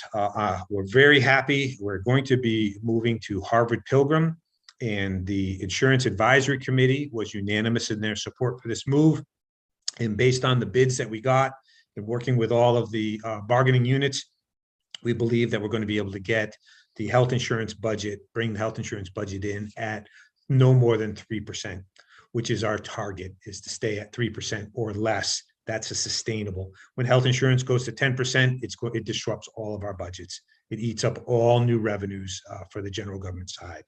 So I'm pleased to report that process is complete. We did form an informal joint procurement association with the high school and Southboro. So Southboro did join in, and based on us forming that group and bidding together, we received some economies of scale, and we got a very, very favorable renewal. And the benefit level is not changed. The contribution rate by the employees is not changed. So they're happy. We got a very reputable provider. And again, we're talking about being able to work with our neighbors. Go back 5-6 years ago, Southboro, we've been trying to work with them for years, and we were never able to. But the relationship is in a different place right now. And so we were able to do this joint procurement that benefited the region, Southboro and Northboro, and all of the employees. So that's very positive. The last thing, development that came through, not so positive. On February 22nd, we received notification from the Norfolk County Agricultural High School that a Northboro student applied for admission there for the upcoming fiscal year. This is one of those weird things that is counterintuitive, doesn't necessarily make a lot of sense, but under Mass General Law, Chapter 74, 603 CMR 4, this is known as Chapter 74. If we don't offer a program at the high school or at our Volk school, which is Assabet, a student has the ability to go to a school that offers the program that they want, and the town has to pay whatever that bill is. Unfortunately, Norfolk County Agricultural, their tuition is about $25,000 per student, and then we also have to pay for transportation. So one student can cost $38,000. So we have one student going there, so the transportation costs are already being paid for, and we're trying to work with neighboring communities to see if they have any additional students. But we now have a second student that has applied, and assuming that they will be accepted, we're looking at another $25,000 bill for that. Unfortunately, that comes out of the general government side of the budget. It does not come out of the K-8 school budget or the high school budget. So given the fact that this came out of the blue on February 22nd, what I'm going to propose and do is I'm going to add that to the budget, I'm not going to ask the police and fire and DPW to cut, another $30,000 out of their budget to fund one student going to Norfolk Agricultural. So that cost is going to get added to, our base budget. That's my plan anyway.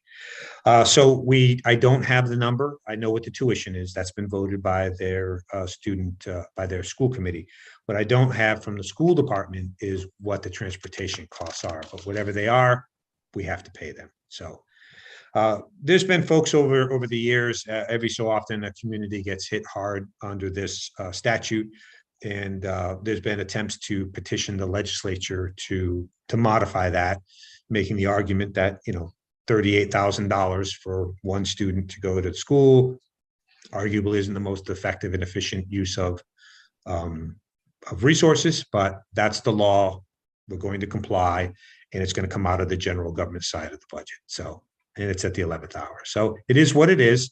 So pulling all this together, where things stand at the moment, the key budget increases that most people are focused on when we go to town meeting.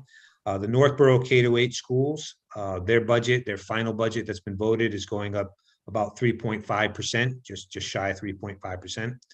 The general government, this is the non-school budgets, are coming in at about 3.5%. Again, roughly on par with the schools. That's what we need. The original budget model was looking at a 3.39% increase, so somewhere between a 3.5. That's what we need to maintain services. So right now we're looking at a 3.5%. Assabet Valley, this is our regional vocational school. We have 9 more students going at about $15,000 or $16,000 each. So their assessment is going up almost $190,000. It is what it is. It's based on the number of students that go.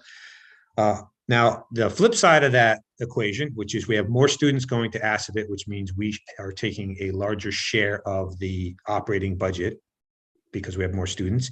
At the high school, for the first time in 3 or 4 years, we've been on the side of the enrollment shift where there's been less kids from Southboro going to the high school and more from Northboro. And that has meant that even though the high school operating budget only goes up 3 or 3.5%, the overall budget, our assessment, Northboro's share, has gone up, 8 or 9% in some years.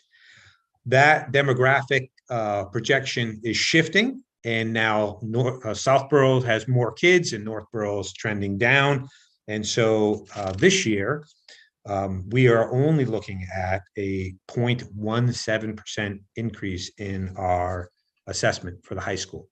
So between the debt and the operating budget, we're only looking at about a $26,000 increase.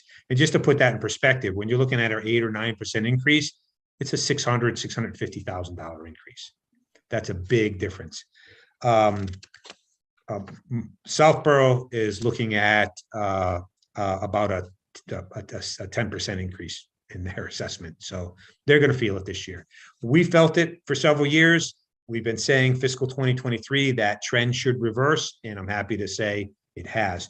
Now, what does this mean? Overall, what this means is that the tax impact that we forecast in the financial trend monitoring that assumed a 3.5% increase in the assessment will be less.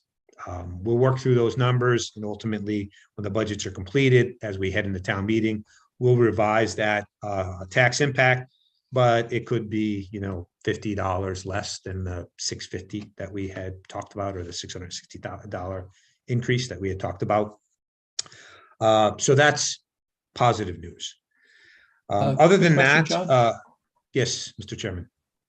Just to go back to those first 2 bullets, because I always seem to recall the K-8, the health insurance component for the K-8 schools is carried on the municipal side of the budget. Is that right?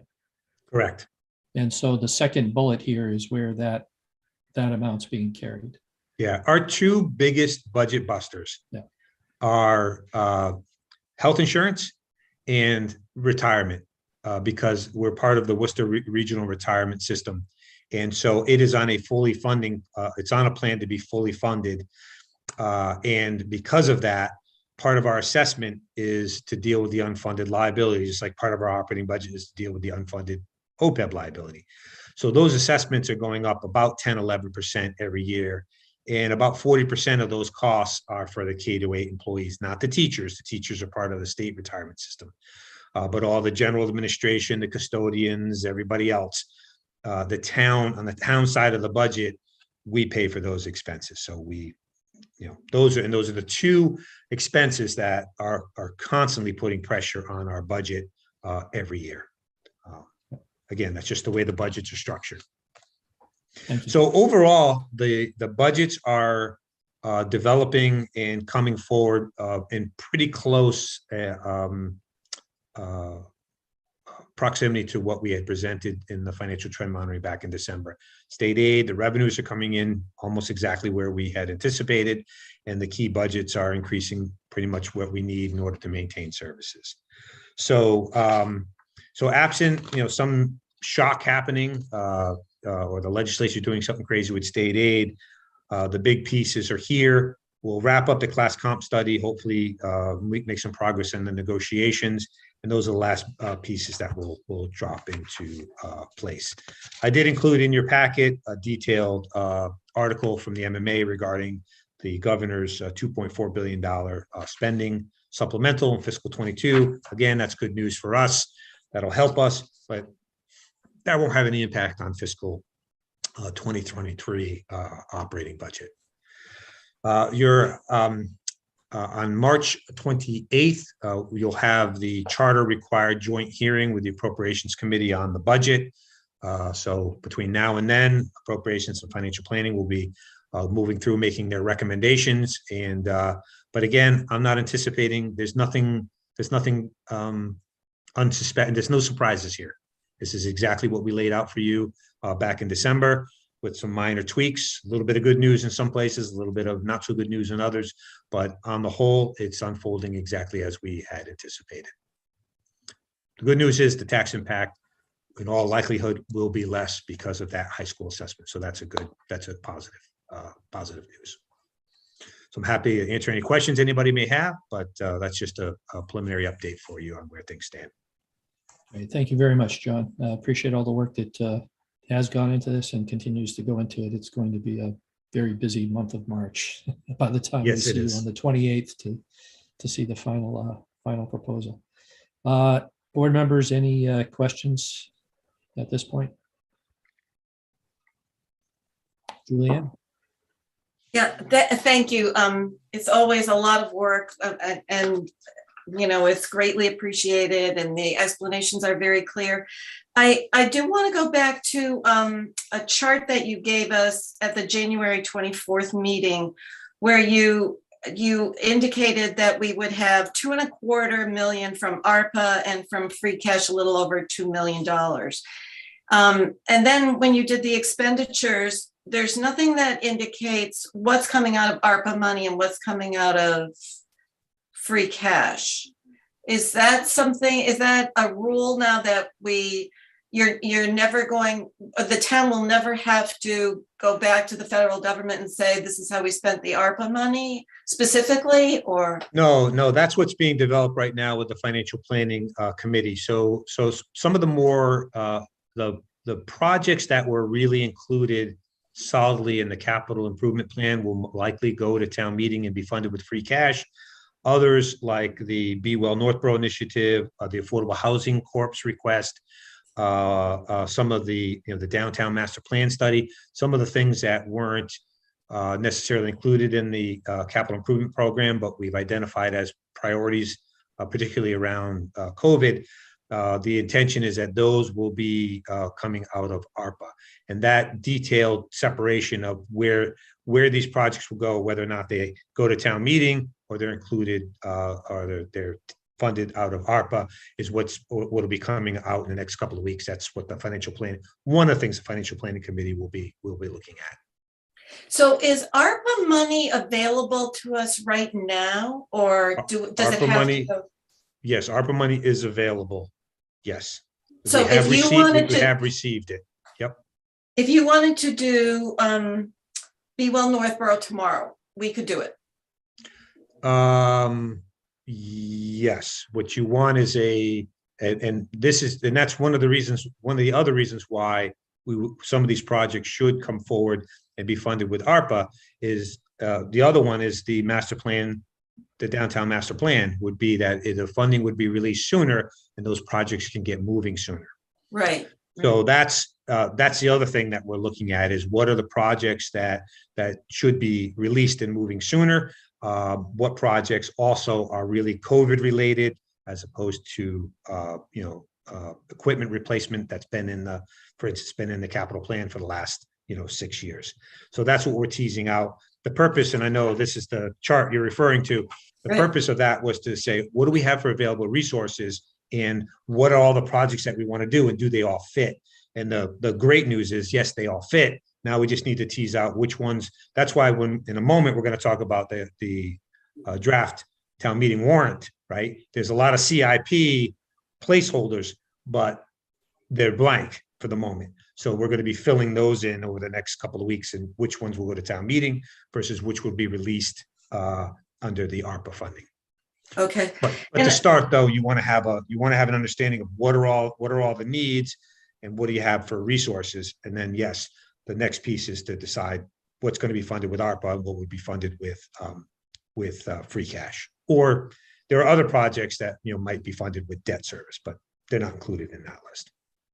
That makes sense. Okay, so I actually have a question about the Be Well Northboro Initiative, and it is, I did request, but it was explained that this could not happen, that there be some resident at large members of that task force, or that the meetings would be open to the public. And so now we will, you might even already be getting requests for how to spend the money.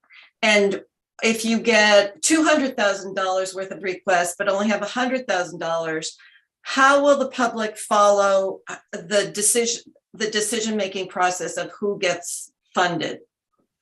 Yeah, that's a good question. And again, this is really no different than if we had taken that money and placed it into the senior center's operating budget, the library's operating budget, the health department's operating budget, or put it into a budget for the cultural council or the community affairs.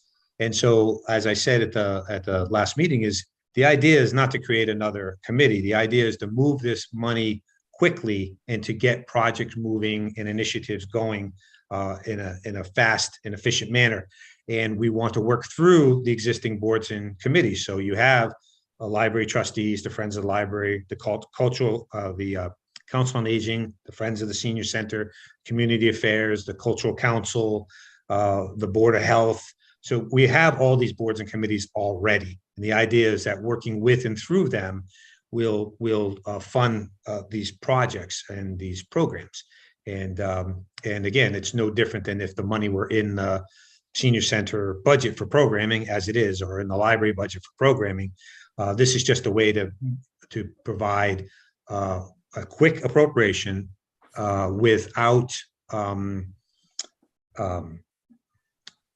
and to be able to move the projects out and move quickly through the existing boards and committees. So that was the intent, not to create a committee to oversee committees. So, but you have the department heads. And I understand that, but the part two of my question was how will the public understand what gets funded and what doesn't get funded? Well, also, as you know from the presentation that you had at your last meeting, there is a public surveys and input about if it's specific, because we're trying to really, the goal is to get the maximum amount of input from the residents about what types of programs they would like to see in the different areas.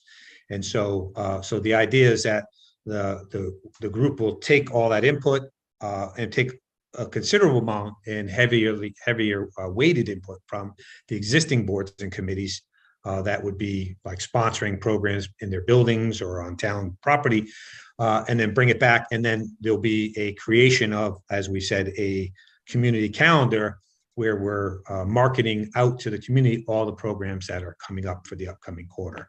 And I envision it being, an ongoing discussion and exchange of information to do this, essentially these programming on at least a quarterly basis, but to try to get it planned out for as much of the year as we can. And, you're probably looking at, smaller grants, things in the, $5,000 range. So we'll see what can we do, for that type of programming. And we always have the ability, I'm trying, again, in terms of the budget, we're trying to pick something that's reasonable in terms of trying to, what can we do out in the community, in modeling it after some of the other grant type programs that are out there, like the Cultural Council, the types of programs that they do. And so the idea is that, we'll get the input, we'll work with all these boards and committees, and then push this stuff out through the marketing. And again, we're interested in hearing what people's ideas are, but we're trying to move. We want to move quickly. I want to move through again and work through the existing boards and committees. That's the goal here. I would ask that you just trust us.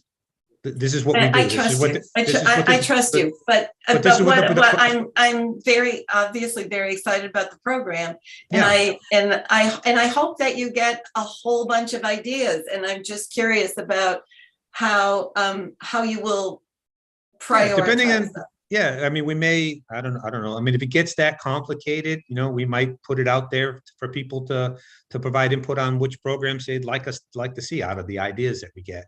The goal is we want to do what the community wants, and so we want to do it. We want to move it quickly. That's one of the keys here. So, and as I said, it's no different than we have within the operating budgets in recreation, senior center, the library, for programs. This is something we do, but instead of trying to put it all in the individual departments, we want to create this coordinated umbrella initiative. I think it's going to work out just great. And as I said, when we talked to the Cultural Council the other night, they've got ideas for programs, and so we released the funding through ARPA. We could start funding some of those and get things happening. And I think the big push is going to be, as the beginning of the summer months. Just a perfect example. One of the things the rec department would like to do is an end of the school year party at 1:35 for all the kids, like a fair, right? Wouldn't that be great? And then all the boards and committees can come and they can do. That's the type of thing that we're looking to do.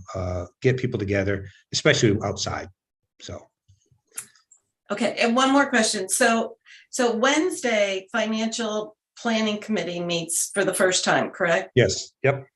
And their meeting, will that be recorded? Because it looks like a meeting in Town Hall.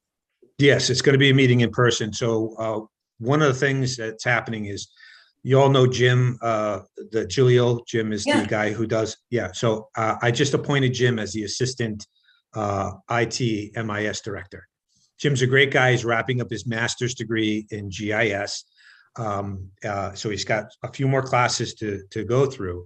Jim has been hosting most of our meetings, or a lot of our nighttime meetings. Well, all of his graduate classes are now going to the nighttime. So he's no longer going to be able to host.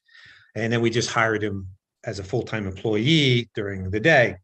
So at the moment, we're a little bit jammed up about having coverage for some of these for some of these nighttime meetings. We're going to go through. We're looking at hiring, as part of our ultimate goal here, a permanent part-time position under cable access to host the meetings as part of the access services, which is where this belongs. Hiring Jim on the side using CARES Act money was just a stopgap measure. So, but with his departure from hosting, it's going to be, we got a little bit of a gap here where it's going to be difficult to get coverage. The meeting is open to the public. It will be at Town Hall. I'm not sure whether or not Access is going to be covering it, but I can check into that. I think people really appreciate that, and if it can be, that would be great. Yeah, the goal moving forward is that financial planning and appropriations would be part of the communities, the programs. I'm sorry, the boards and committees that would be broadcast, either recorded or go out by Zoom. So okay, all right, thank you. You're welcome. Thank you, Julian. Any other questions, comments about the preliminary budget proposal? Hearing none. Thank you very much, John. And we move to the next item, which is review of preliminary town meeting warrant summary. John? Okay, so these are just the a summary. These are just a listing of articles. It's basically what was submitted or requested from various boards and committees. Some of these may come off as they get a little additional review, and we may have a couple sneak on between now and your meeting on the 14th. But this is a pretty good list of what we anticipate going to town meeting. So if you just look, Articles 1 through 10 are the standard budgetary articles for the K-8 schools, Algonquin, the general government budget. Those are standard. We've got placeholders, as I said a moment ago, 11 articles from Article 11 to 21. Again, the numbers don't matter because these numbers are going to shift around. So don't fixate on what number article any of these are, because those are likely going to change. But those are the CIP. Those are going to be the capital projects that are part of the capital budget for the FY23 budget. So those will be coming forward. And then you have the consolidated personnel bylaw. As I mentioned, we're working on the class comp study. So all of the classification and the compensation plan is going to be new because the consultant is wrapping that up. And then you move into 1, 2, 3, 4, 5, 6, 7, 8, 9, 10. Community preservation. Sorry on the slow counting. The community preservation articles. And these are Brigham Street burial ground beautification, signage at the Kaiser Cemetery, shutter restoration at the Historical Society, fencing at Assabet Park, the design and project management for a potentially new dog park. Again, that was in the Master Plan Implementation Committee. So the CPC has agreed to essentially fund a feasibility design study. There's a design for a ADA accessible trail around the senior center. Remember, we previously submitted that for a grant that was declined. So the CPC feels like it's got some value, and we think if we fund the design to it, that we might be able to, with all the grant programs coming, get some better luck in getting that project funded. There's a preliminary design funding for pedestrian access to the Aqueduct Bridge on Hudson Street. And then the Housing Authority's creation of 8 senior rental units. This is a combination of Housing Authority funding, CPC, a state grant, and likely $100,000 in ARPA funding. And then there's a debt service article for White Cliffs and the CPC's administrative account. So those are all the CPC articles. And again, all of those are subject to the CPC's process. So they've held hearings and public input and discussed all those projects. But those are the articles right now that we're anticipating coming forward from the Community Preservation Committee. After that, we've got several zoning articles that are still in development from the Planning Board. A lot of these articles are going back and forth right now with Town Council. And so there's a zoning article regarding breweries in town, encouraging or allowing breweries in certain zoning areas. Elimination of the 2-family dwelling exception from the site plan. Changes to the sign bylaws. There's an article on zoning enforcement.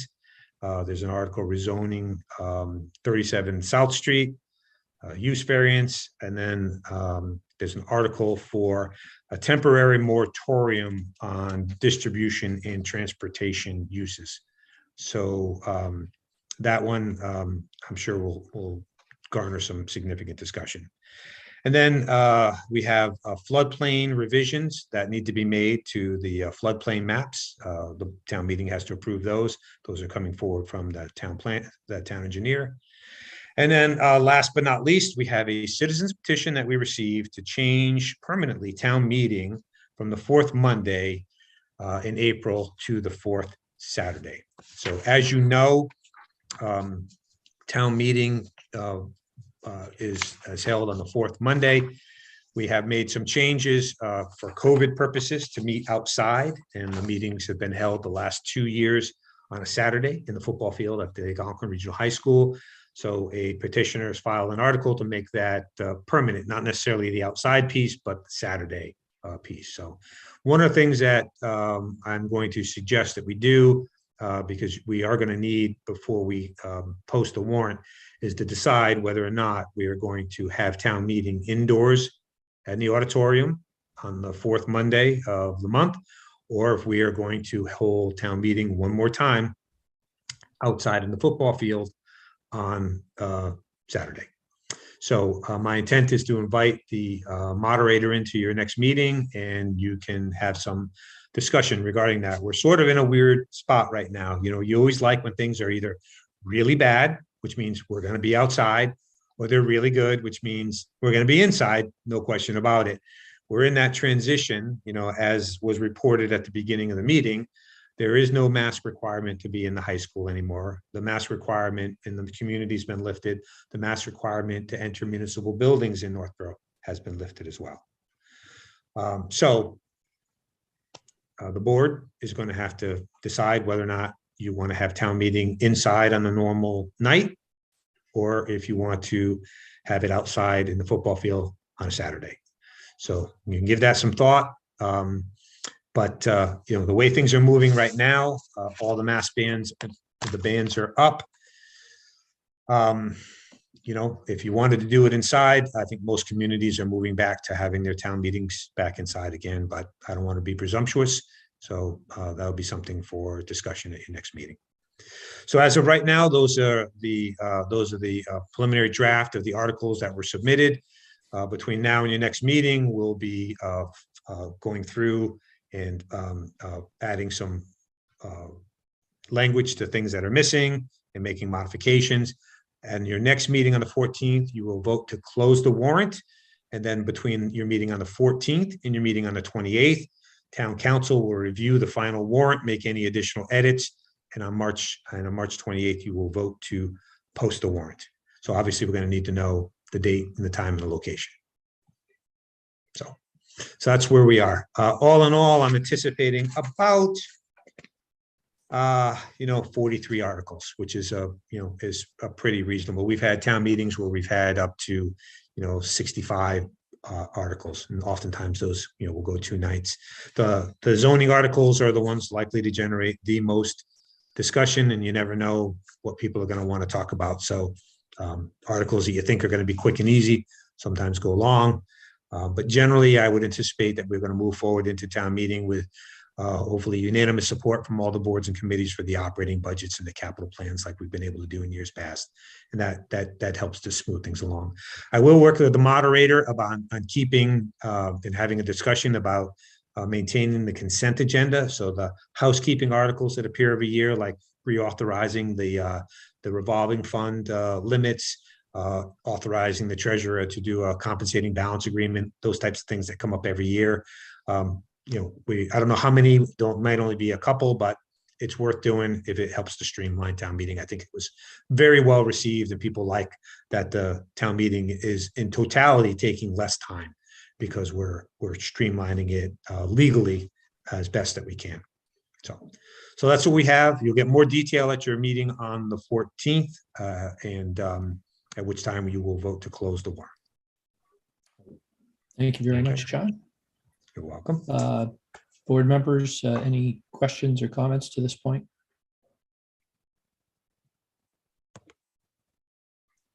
Very good. Seeing none. Thank you. And next item is the execution of cemetery deed 1141. Do I have a motion? Mr. Chair, I move the board vote to execute cemetery deed 1141. Second. Moved by Kristen Wickstead, seconded by Scott Rogers. This is a roll call vote. Kristen Wickstead. Aye. Julianne Hirsch. Aye. Scott Rogers. Aye. Leslie Rattan. Aye. And I, Jason Perot, vote aye. Carries unanimously. Any other business come before the board? Nothing this evening. Nothing this Do I evening. have a motion to adjourn? Mr. Chair. Mr. Chairman, oh, go ahead. I move we adjourn. Second. Moved by Scott Rogers, seconded by Julianne Hirsch. Roll call vote. Kristen Wickstead, Aye. Julianne Hirsch, Aye. Scott Rogers, Aye. Leslie Ratan, Aye. and I, Jason Pro, vote aye. We are adjourned. Thank you all this evening for your participation and information, and